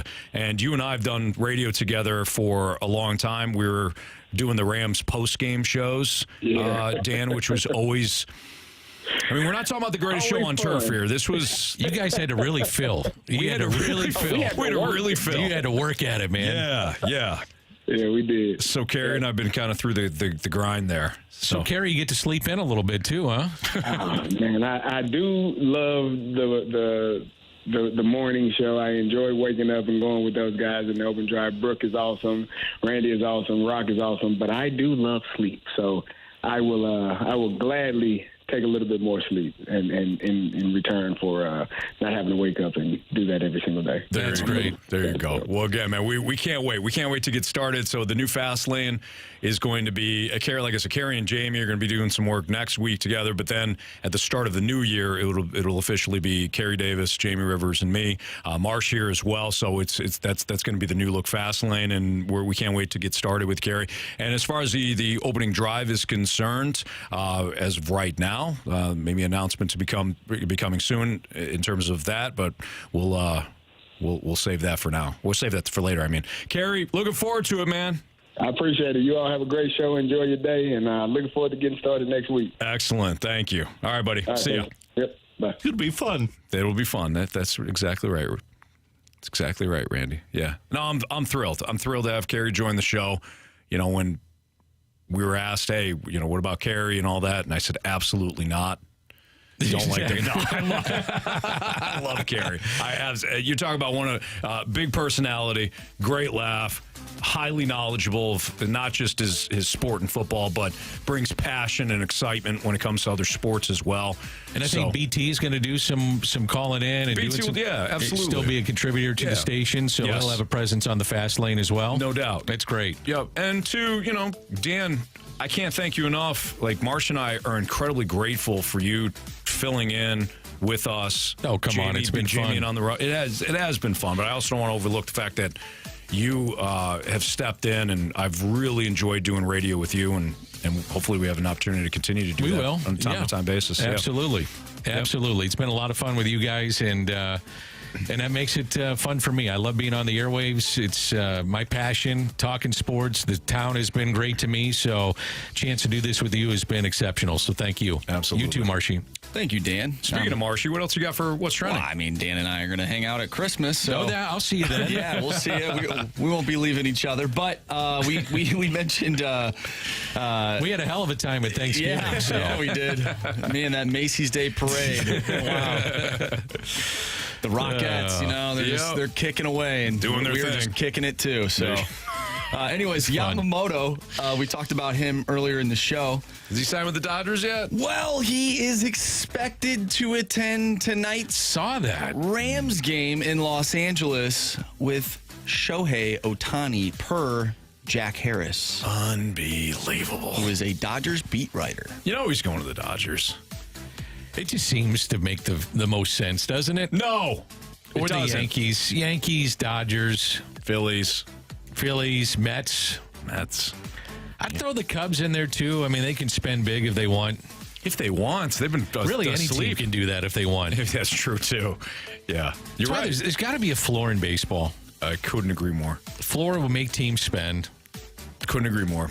I think there should be a cap too, but I know that the players don't want a cap and the owners don't want a floor. No, I agree. So you're just not going to see that. Yeah. Exactly. Here's an interesting thing. I want to get your guys' take on this. So the Vikings are changing artificial turfs because of injury data. And I don't bring this up because I'm a Vikings fan, but we've seen a lot of injuries this season, some non-contact injuries. I think I would like to say the most notable one was the one on Monday Night Football to begin the year with Aaron Rodgers. Yeah. What are your thoughts on just the artificial turf these days? How teams, what kind of field surface they have? Like, what are your thoughts on that? I think natural grass is always best, but you still have natural grass issues too. I mean, I know Soldier Field has had they've always had issues with their natural grass. You're not going to have a perfect situation. In fact, didn't Arizona have natural grass during the Super Bowl last year, and it caused all kinds I remember the issues, but I think that was natural grass that they had brought in. So you're not going to... The Raiders do that a lot too. You're not going to have a perfect situation. I do think from an injury standpoint, natural grass is best. We've also come a long way with the turf. Turf has got like the tire... Yeah, there's ground up Nike shoes and ground up tires. Soften it up a little bit, but I still prefer natural grass. Even just watching a game, I prefer to watch it on with natural grass. Sure. You can tell a difference, I think. Yeah. And I think if you asked a player, they would say the same thing. Right. They've made advancements in artificial turf, but still... Natural grass is natural grass. It's just better. I mean, when the Cardinals switched to natural grass many years ago, it was just better looking. Yeah. Players appreciated it. Wasn't the heat of the turf in the middle of the summer, which was brutal. I mean, guys, their cleats would literally melt. Seriously. It literally would melt. So you had to change it, and it's for the betterment of the players, and you have so much invested in these players. Yeah. I mean, it makes sense to do it. I guess, from a turf standpoint, one of the issues is that if you play on natural grass, you get a college game, you can't turn around and have an NFL game the next day. You just it gets torn up. Whereas you could have a bowl game played in New Orleans or Atlanta and play the very next day and have no issues. Ken Rosenthal reporting, contrary to previous reports, Yamamoto will not, in capital letters, be attending the Rams game tonight. Per source, Shohei Ohtani might be there, but Yamamoto will not be. Wow. That's according to Ken Rosenthal. Looks like there's some issues between Yamamoto and Ohtani. Yeah. I think there might be a sleeper team here for Yamamoto. Who's your sleeper team? Well, don't sleep on him. Is it a bird? It might be. Blue Jays? No. Oh. Orioles? Maybe. Mm-hmm. I was thinking more of the red variety. Yeah, I don't know. I don't know who that could be. Yeah. I would love who was it at Passon that you said, Dan? There was Ken Rosenthal. Ken Rosenthal. That would have been funny if he said he's not going to the Rams game. He's going to the Saints game. Everybody's like, oh, yeah. Son of a. All right, we got the Gauntlet next in the Fast Lane on 101 ESPN.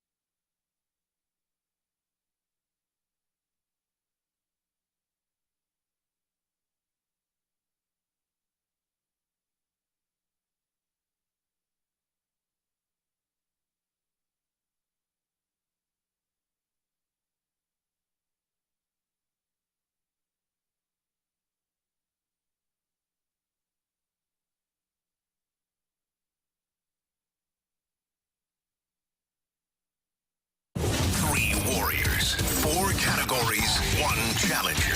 Can you master the Gauntlet? Brought to you by Master, your hometown source for business communications for more than 30 years. Visit masstour.com.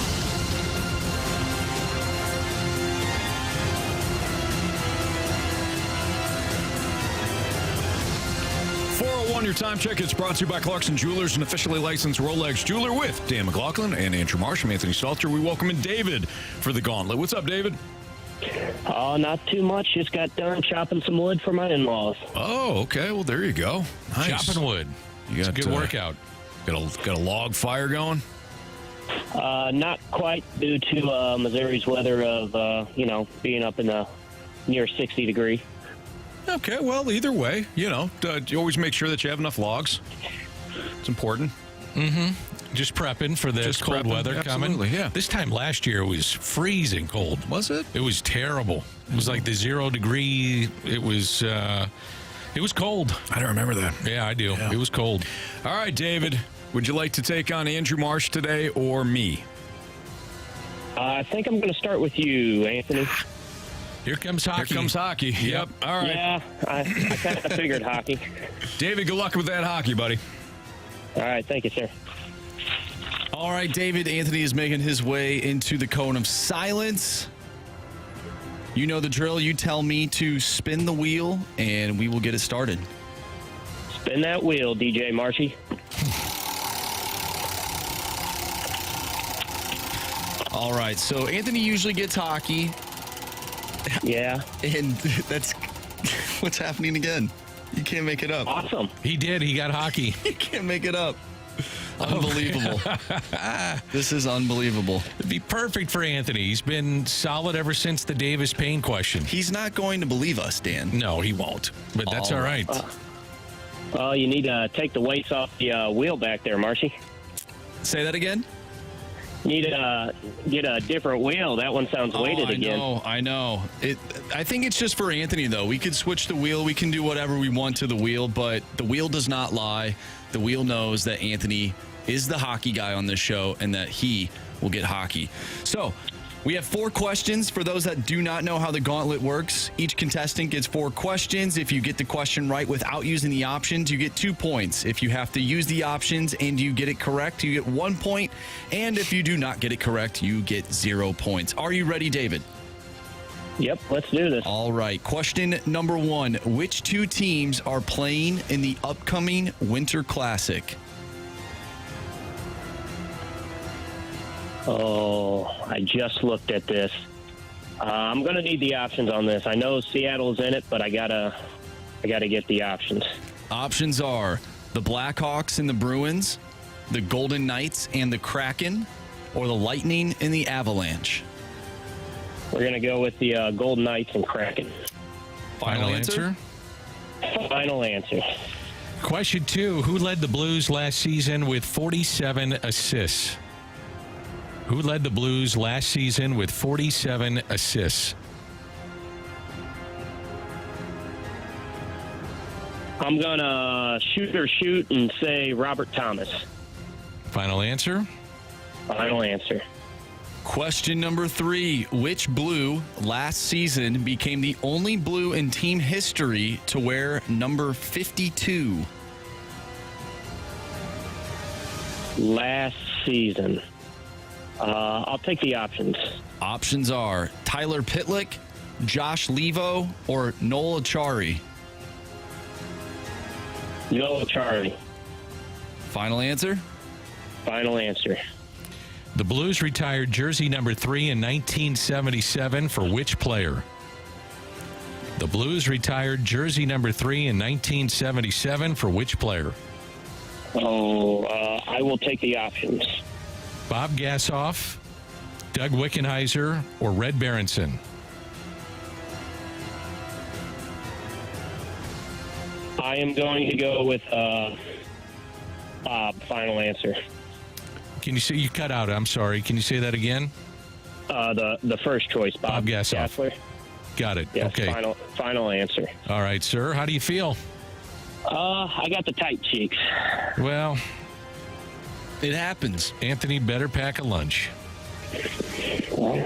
Anthony's being a little too friendly out in the office there. We'll see how that will translate into his gauntlet performance. All right. What do we got, guys? You're going to be shocked. You're kidding me. No. You are kidding me.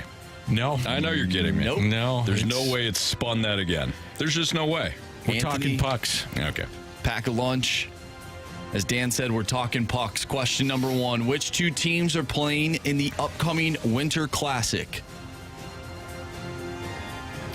Isn't the Golden Knights and somebody?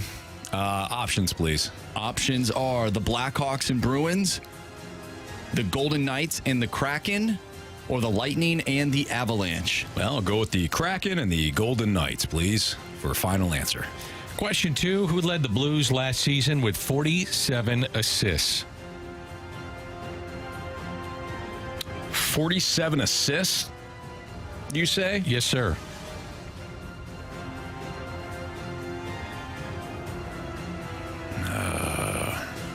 Okay, well, it's probably what, Buchnevich, Thomas, Falk. Let's narrow it down. Can I have the options, please? Pavel Buchnevich, Son of a... Braden Shen, Robert Thomas. I think Buch missed a little bit of time. I'll go with Robert the Thomas, please. Final answer. Question number 3. Which Blue last season became the only Blue in team history to wear number 52?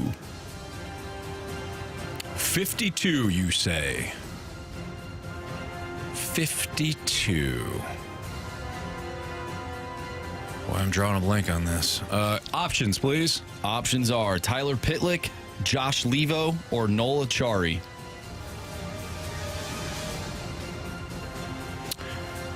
I think it was Achari. Final answer. Question 4, the Blues retired jersey number 3 in 1977 for which player? Bob Gassoff, Doug Wickenheiser, or Red Berenson? And I just went with the options because I knew you wouldn't guess right. Dan, that hurts. Can you give me those options again, please? Sure. You would have taken the options, correct? There's no doubt about it. All right. I don't get yelled at. 0.0 chance I would have not taken the options. Okay. There. Yeah. Bob Gassoff, Doug Wickenheiser, or Red Berenson? Wickenheiser. Final answer. All right, let's go over these. I had faith in you. I did. I promise you. But I started reading them, and I figured, don't stop now. Did it really spin hockey again? It really did. Oh, man. That's remarkable. Let's go over these. We'll start with question number 1. Which two teams are playing in the upcoming Winter Classic? David, you said it's Vegas and Seattle. Anthony, you said Vegas and Seattle. Correct answer is the Golden Knights and the Kraken. Anthony, you used the options. I certainly did, Marsh. And David did too. Yes, so David. Nice job. We're all tied up at 1. Question number 2. Who led the Blues last season with 47 assists? David, you said Robert Thomas. Anthony, you said Robert Thomas. Correct answer is Robert Thomas. But David did not use the options. David, you swarmy. 3-2. David has the lead. Question number 3. Which Blue last season became the only Blue in team history to wear number 52? Anthony, you said Noel Achari. David, you also said Noel Achari. Correct answer is Noel Achari. Both of you needed the options. So, Anthony, you're still trailing by 1. Final question here. The Blues retired jersey number 3 in 1977. For which player? David, you said Bob Gassoff. Anthony, you said Doug Wickenheiser.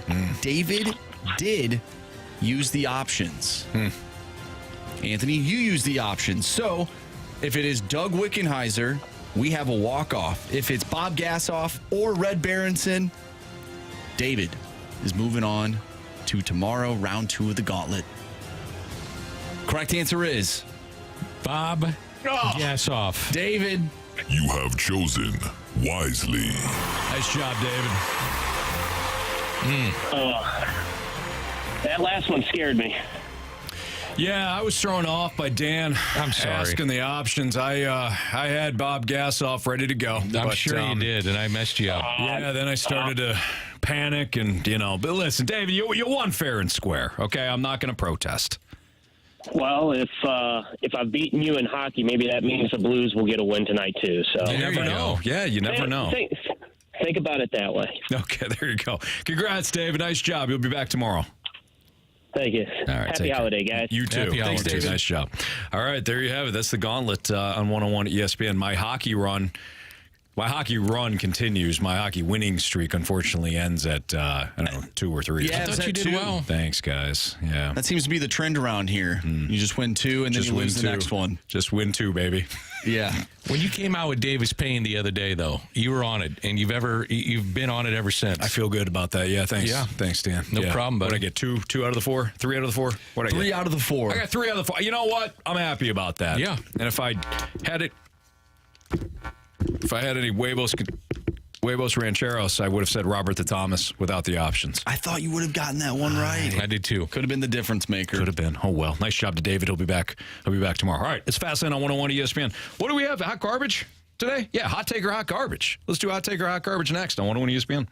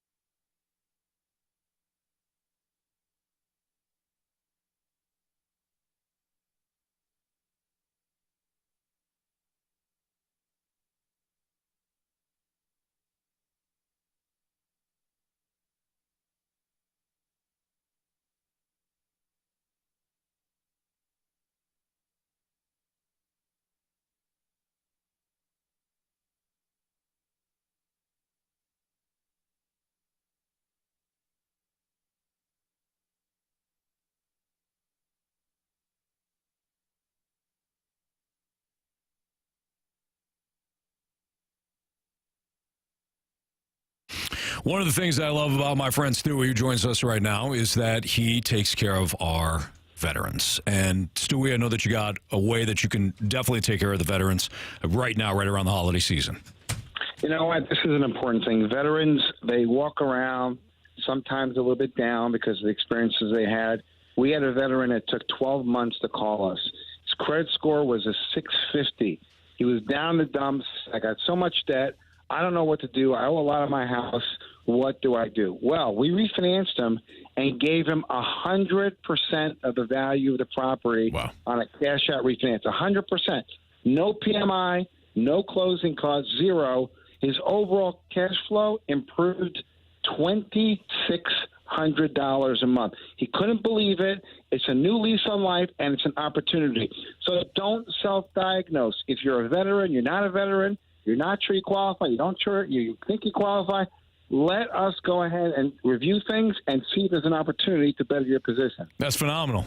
You got to pick up the phone, though. You got to call. If you heard what Stewie just said and you're in a spot where you have been a little hesitant to see where you're at because you think that you're in a really bad spot, let Stewie review it for you, because you might not be worse. You might not be worse for wear, and Stewie can help you save money, and he gets you maybe out of a tough spot. So give him a call or shoot him a text at 314-324-4440. You can always Google the Bagel Loan to get that number if you missed it. But Stewie, great work as always, and happy holidays, my friend. Happy holidays, guys.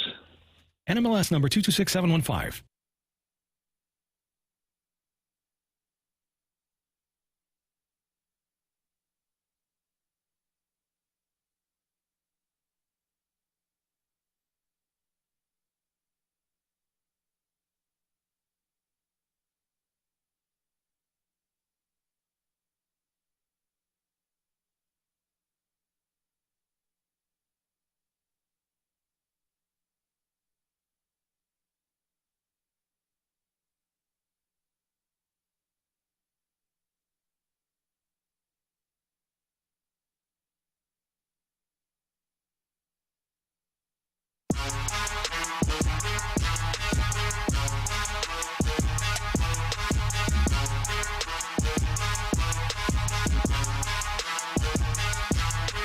With Dan McLaughlin filling in for Jamie Rivers, I'm Anthony Stalter. Andrew Marsh has got our hot take or hot garbage options. Here we go. Hot take or hot garbage from the 636. The Cards would win the National League Central with our current roster and the rest of the Central rosters. So I guess as it sits right now, Cardinals would win the National League Central. All right, so Dan, are you taking the Cardinals on December 21st as the rosters currently sit in the NL Central? I would.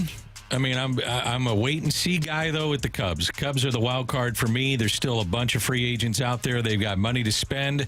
But as we speak, they would be competitive in the NL Central. There's three questions here, right? One, do you believe in the Reds' young talent? I do. I do, too. Are they ready to take that next step? Not sure. Right. Are the Cubs going to do anything? Yes. And is it going to be significant? Probably. And how much are the Brewers going to, or how much are the Brewers going to, get rid of the roster? Like, it's happening already. I'm with you on the first two.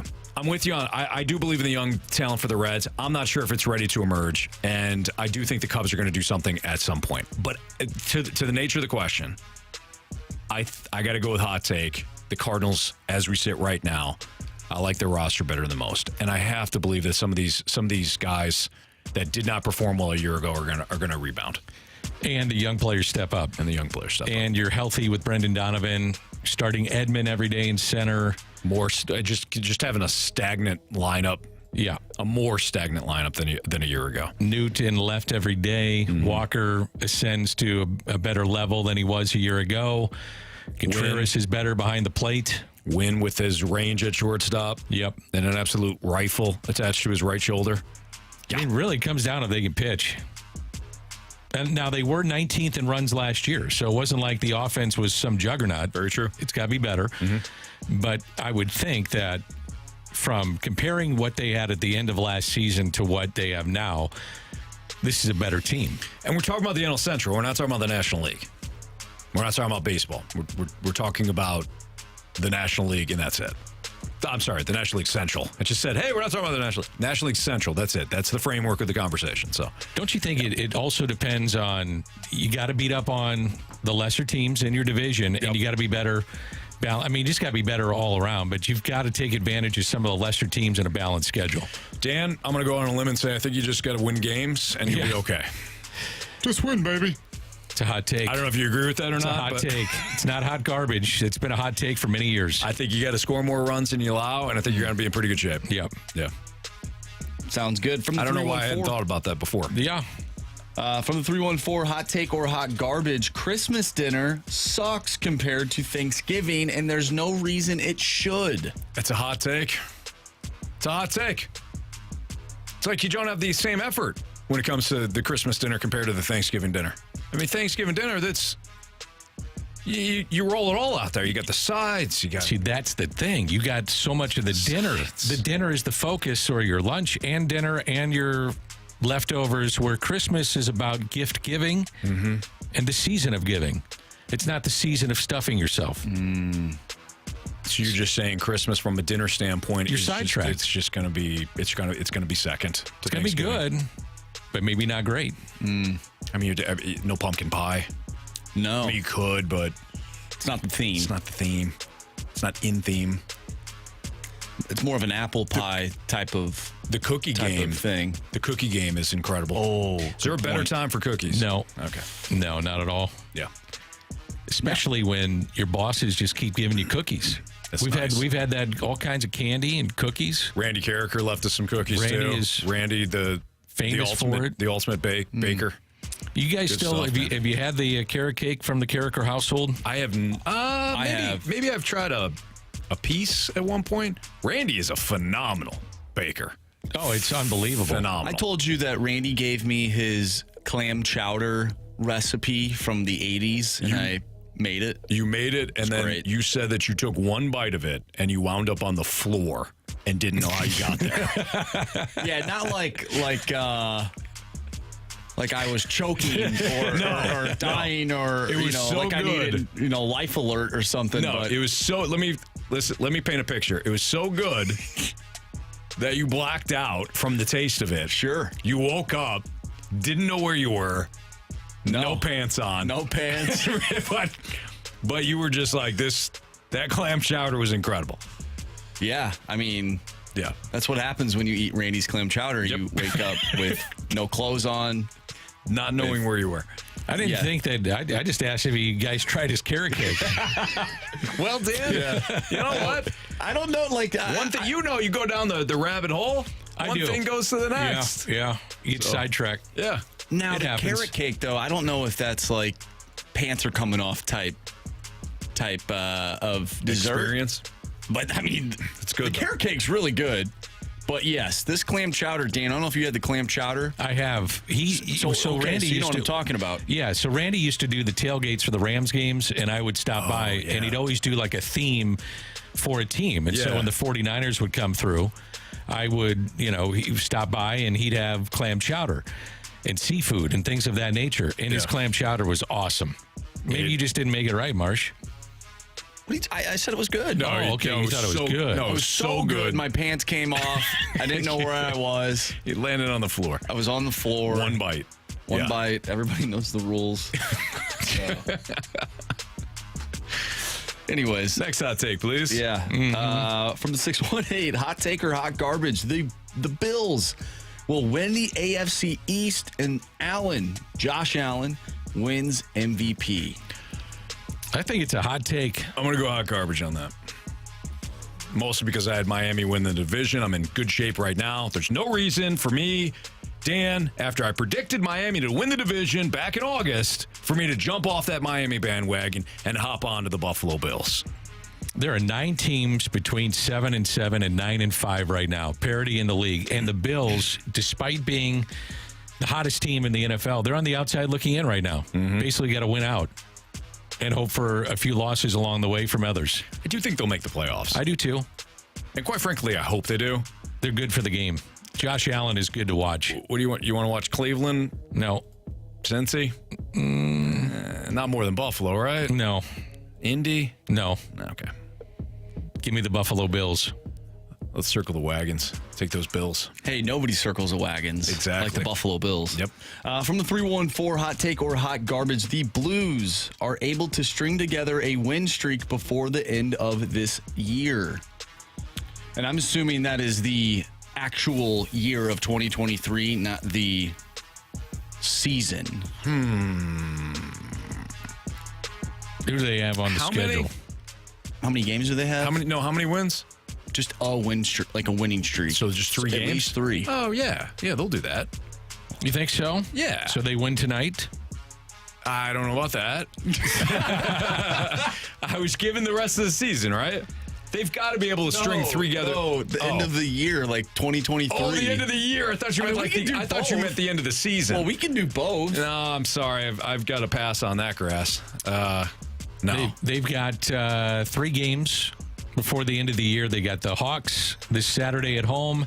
You've got the Dallas Stars on the 27th, and then you've got the Avalanche on the 29th. So after the Stars, a little bit tough. You do have the Penguins, too, on the 30th. So, yeah, there's another one. Right there. No. I agree, no. Sorry. Don't see it.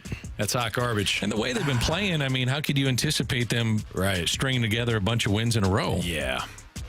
Hasn't happened. It's a no for me. Do you think they'll be so inconsistent that they'll actually start winning?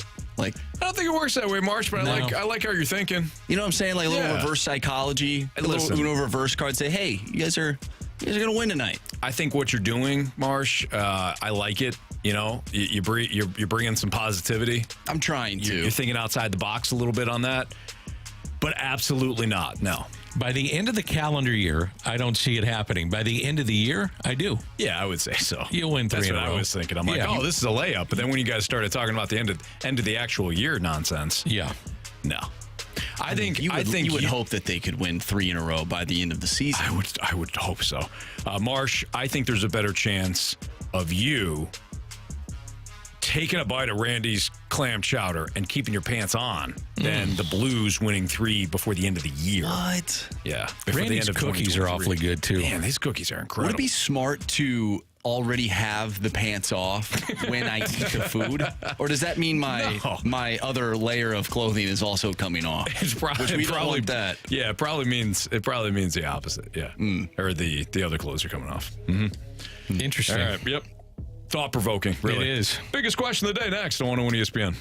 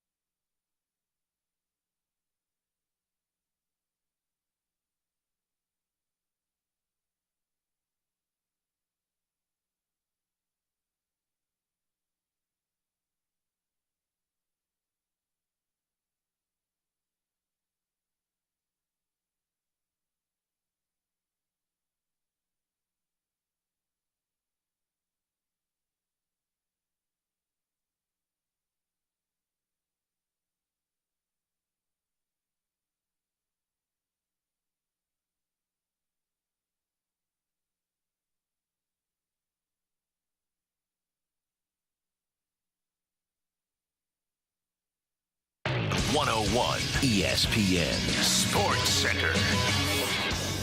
I'm Andrew Marsh. It's time for a Sports Center update driven by Johnny Londoff Chevrolet and Johnny Londoff Autoplex. The Blues are back in action tonight, looking to pick up a win against the Florida Panthers. Pregame starts at 5 o'clock.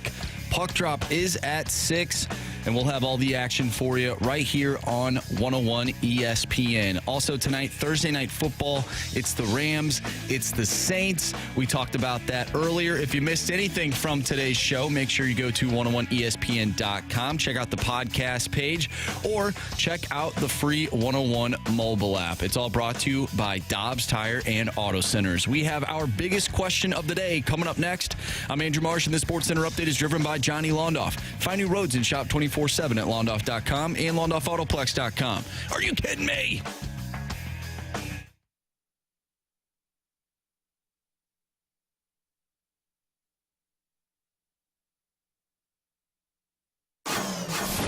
It's time for the Fast Lane's biggest question of the day.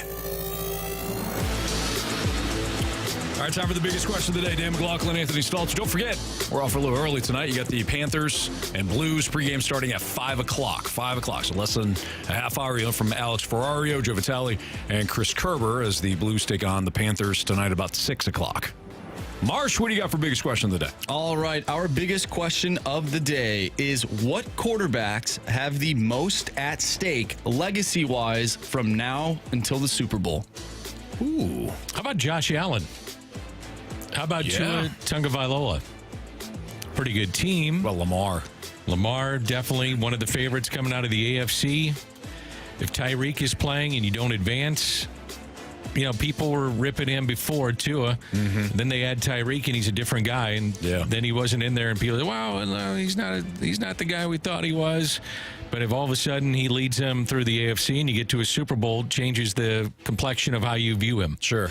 I think if I'm looking at this, if I'm looking at this question from who stands to be criticized the most, I don't know if it's Josh Allen. This is not the Buffalo Bills team that we thought it was going to be when they lost in that game to the Chiefs, that 13-second playoff game. We thought that the momentum would, but then it went away. So we don't view this Bills team as one of the juggernauts anymore in the AFC. Now it's almost, we hope they get in because they're starting to pick up momentum, and we want to see Josh Allen succeed. But if they lose, I don't know if he's going to get the same criticism as Lamar will. I think Lamar Jackson has the most to lose, even though he doesn't have a lot of the same talent around him as some of these other quarterbacks. It's just, we've seen this before with the Ravens, where they've been good, they get to the playoffs, maybe they win one playoff game, and then that's it. He got the big contract. I think Lamar, who I love, by the way, and I picked the Ravens to go to the Super Bowl. I'm going to stand by it. But I think Lamar has the most to lose, so I think he's also got the most to gain legacy-wise. I think Jalen Hurts, because he's been there, it's a little different look, but Dak Prescott has not gotten there. No. And he's going to have to go through the road to do it. It wouldn't be at home. Right. So it would be a really tough road to get to the Super Bowl, and if he would do it with his team on the road, that would add to his legacy. True. So who else? Who else are we missing? I mean, really, you can say any quarterback, but like Mahomes, I don't think he does anything to his legacy if he doesn't get there. What about Baker Mayfield? If he leads the Buccaneers to the playoffs, they get a home game, maybe they win a wild card game. Sure. Does that change the narrative about Baker Mayfield? I think Baker Mayfield has already gone into the Geno Smith category. Geno had such a good year last year. It came out of nowhere. He earned a contract. He changed. Legacy said like a strong word, but he at least changed his resume. And I think that Baker Mayfield falls into that category because of what he has been able to do. Now that Geno had a better year with a better Seahawks, the Seahawks were better last year under Geno Smith than the Bucs are this year. We're still talking about a 7-7 team, but what Baker Mayfield has done has been very shocking to me, at least. So I think he's changed his resume. Brock Purdy, will he get his due? Yeah, that's where I'm going with it. If the 49ers win the Super Bowl, does Brock Purdy get his due, or are we still saying, well, he's got Christian McCaffrey, he's got Deebo Samuel, he's got such still, if you win, you win. True. Get that first ring, changes everything. Yep. You win a championship, it changes the outlook. Now, there's some. Maybe it doesn't change your outlook. Joe Flacco, maybe? Holy smokes. I mean, if Joe Flacco. Could you imagine? No. Joe Flacco, 2-time Super Bowl winner. Exactly. After he was out of the league and he was a backup for the last couple of years. Trent Dilfer. Oof. Here's an interesting one for you. A guy that has been to the Super Bowl before. He's on a different team. The team that traded him won the Super Bowl after trading him. But he's also resurrected his career again. What about Jared Goff? That would be a huge one. How much does his legacy change if he gets the Lions to the Super Bowl? He had, 5 touchdowns his last against game? Denver? Against Denver on that Saturday night? Yeah, 2 to Laporta. Jameson, the Lions have a couple of young St. Louis guys because Jameson Williams is there too.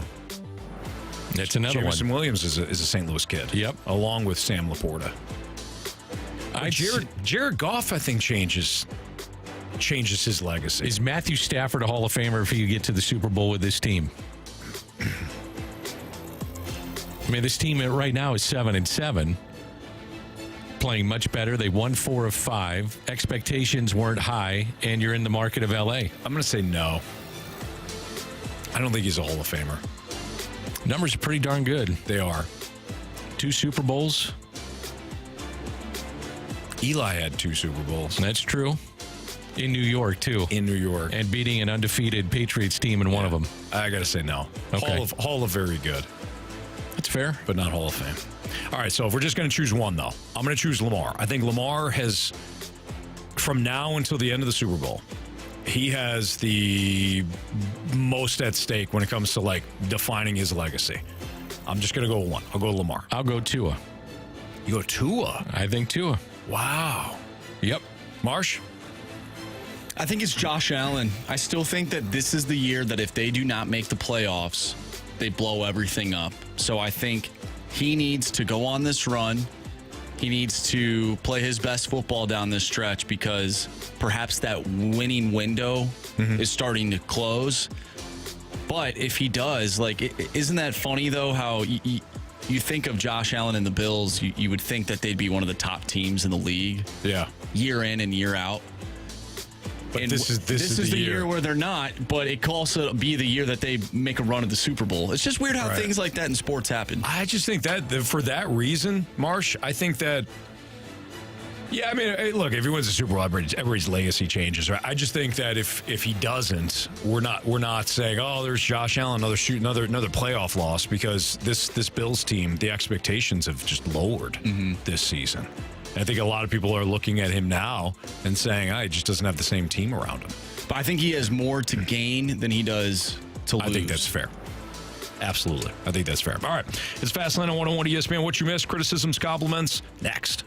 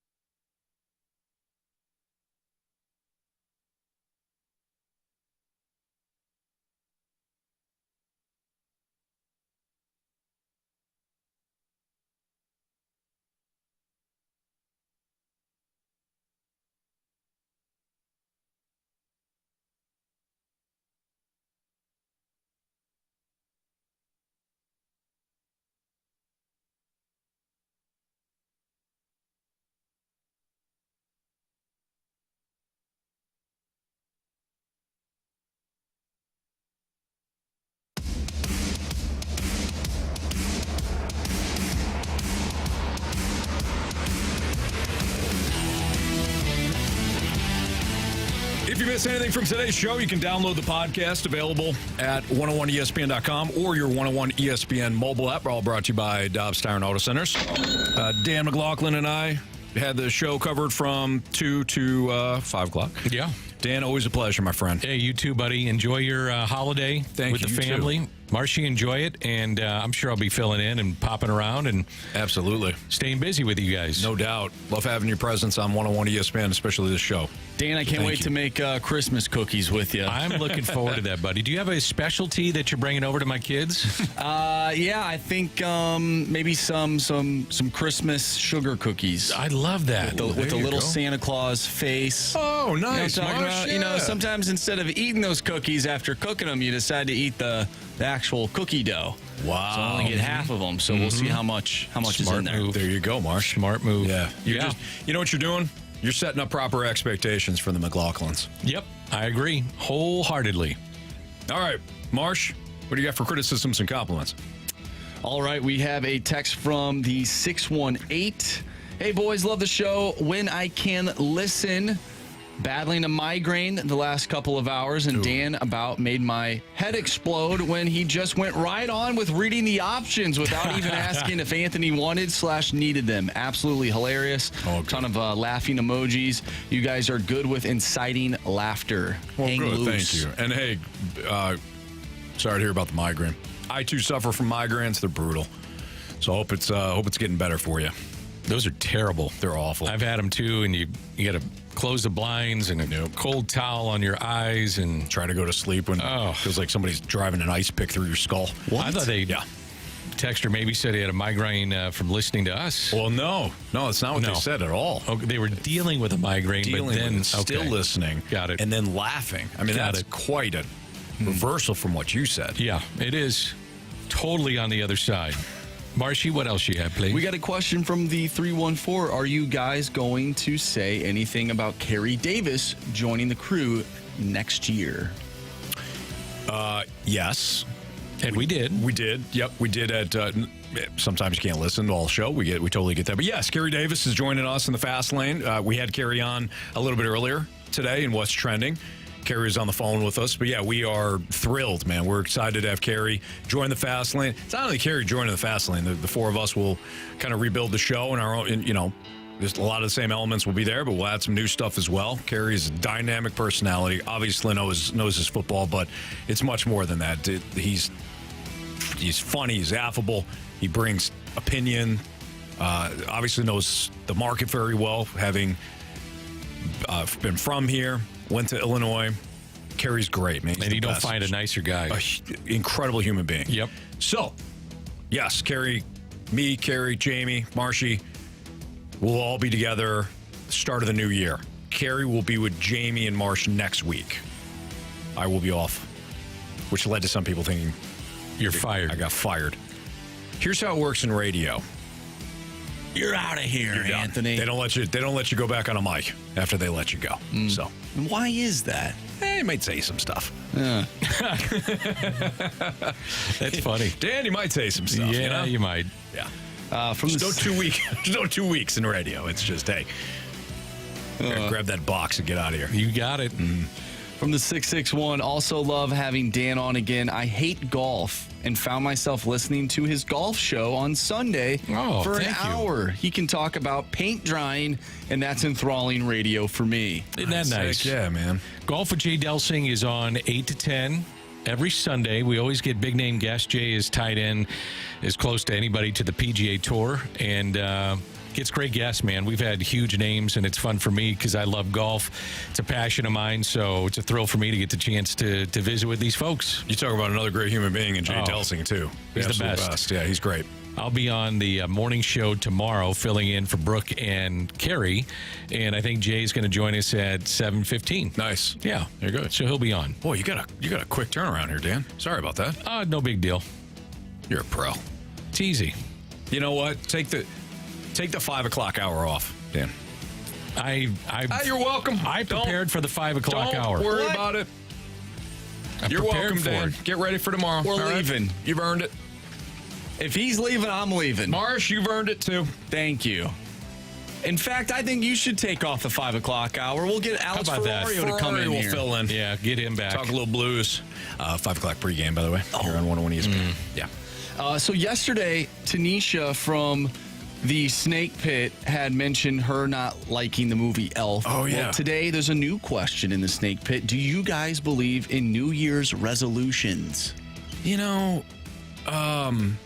yeah, why not? If you're trying to look, I think you should. If you want to, I don't think you should do anything. You do whatever the hell you want, Dan. But if you're into like self-improvement and stuff, it is a nice little reset. Now, can you be in self-improvement mode in July too? Sure, yeah. You don't have to wait to the start of the year, but do it now. If it motivates you, yeah, it is kind of a nice mental reset. And so you're Jan 1st, sure. You know, you're coming off the holiday season and parties and cookies and big meals. Sure. And it is, like you said, the best way to say it, it's a reset. Mm-hmm. So you just use it as the calendar turns and you're ready to reset. Right. I'm with you. Did something completely change? No. But maybe your mindset did. And sometimes mindset. That's all it takes. Exactly, Dan. Thanks, buddy. Nice job. Do you guys have a New Year's resolution? Of course. Just to be a better human being all the way around. Yeah. I think you should start that at the beginning of the year. Yeah, from now until the 1st. I'm going to be the same. 5 o'clock. I'm going to be the same piece of crap I am. You just go out there. You can be that Arizona Diamondback that we know and love until the 1st, and then I'm going to change. Yeah, Marsh, you got great advice. Thanks. Yeah. I learned from the best. Good call on that. Do you have a New Year's resolution? Absolutely not. Okay, because you don't believe in them. I mean, not really. That's a shame. You know, it's a perfect reset. It's a mental thing. People like. It's a mental. Don't get logical. It's a mental thing. We'll use the gym for example. Mm-hmm. People, I'm gonna go to the gym next year. We'll go to the gym. Yeah, buy MAC. There for our MAC. Well, there you go. Our MAC. They get a gym membership, maybe at the MAC, and then they stop going. Well, look. Now, there's a few that keep it going, but for the majority, like people just they stop going. So I think the New Year's resolutions are overrated. I think if you want to change something, do it now. I still like the opportunity to be a piece of crap until the 1st and then me change too. it. Yeah. What else you got, Marsh? Dan, you're in? All right, Marsh, go ahead. From the 636, Tony's resolution should be to watch Space Jam. No, that's not going to be my resolution. I'm sorry. You haven't seen Space Jam? I've never seen Space Jam, and I am going to be a jerk about it, and I'm not going to watch it. I refuse. What if the kids say, Dad, I want to see Space Jam. I got to see it. Then I'll watch it. Yeah, you're forced into it. Yeah. Your wife is going to say, you're going to sit your butt down, you're going to watch Space Jam. It'd have nothing to do with you and everything with the wife. Right. Yep. Yeah. Listen here, you sack of garbage. You're going to sit down, you're going to enjoy this movie. Next week, you're going to watch Space Jam. I might. What is it about Space Jam that you do not like? Well, I've never seen it, and I always get the same reaction every time. Dan just had it. He goes, "You've never seen Space Jam?" So you're doing it in spite of other people. I told you I was being a jerk about it. Yeah, but I didn't believe you. He owned it. Yeah. You owned it. I owned it. I was very upfront about it. I'm going to be a jerk about it. I'm not going to watch it. Unless my wife calls me a piece of crap, and I'm going to watch it with the kids. With bells on. With bells on. Happy. Big ass smile on my face. Yeah. Mm-hmm. We know they don't want to watch Space Jam. They want to watch the movie with Kevin James. Game something? Game on? Home team? Home team. It's funny. Game on, bring it on. Home team. Bring it on. Like That's that. a different movie. That's a cheerleader movie, isn't it? Yeah, it is. All right. Hey, I appreciate each and every one of you listeners. Thank you so much for making it a great year. I won't be back until after the holidays, so You're happy off holidays, after Merry today? Christmas. I'm done, man. So, okay. I thought, all right. Dan, you be Thanks. good. You too. Last one of the year. See ya.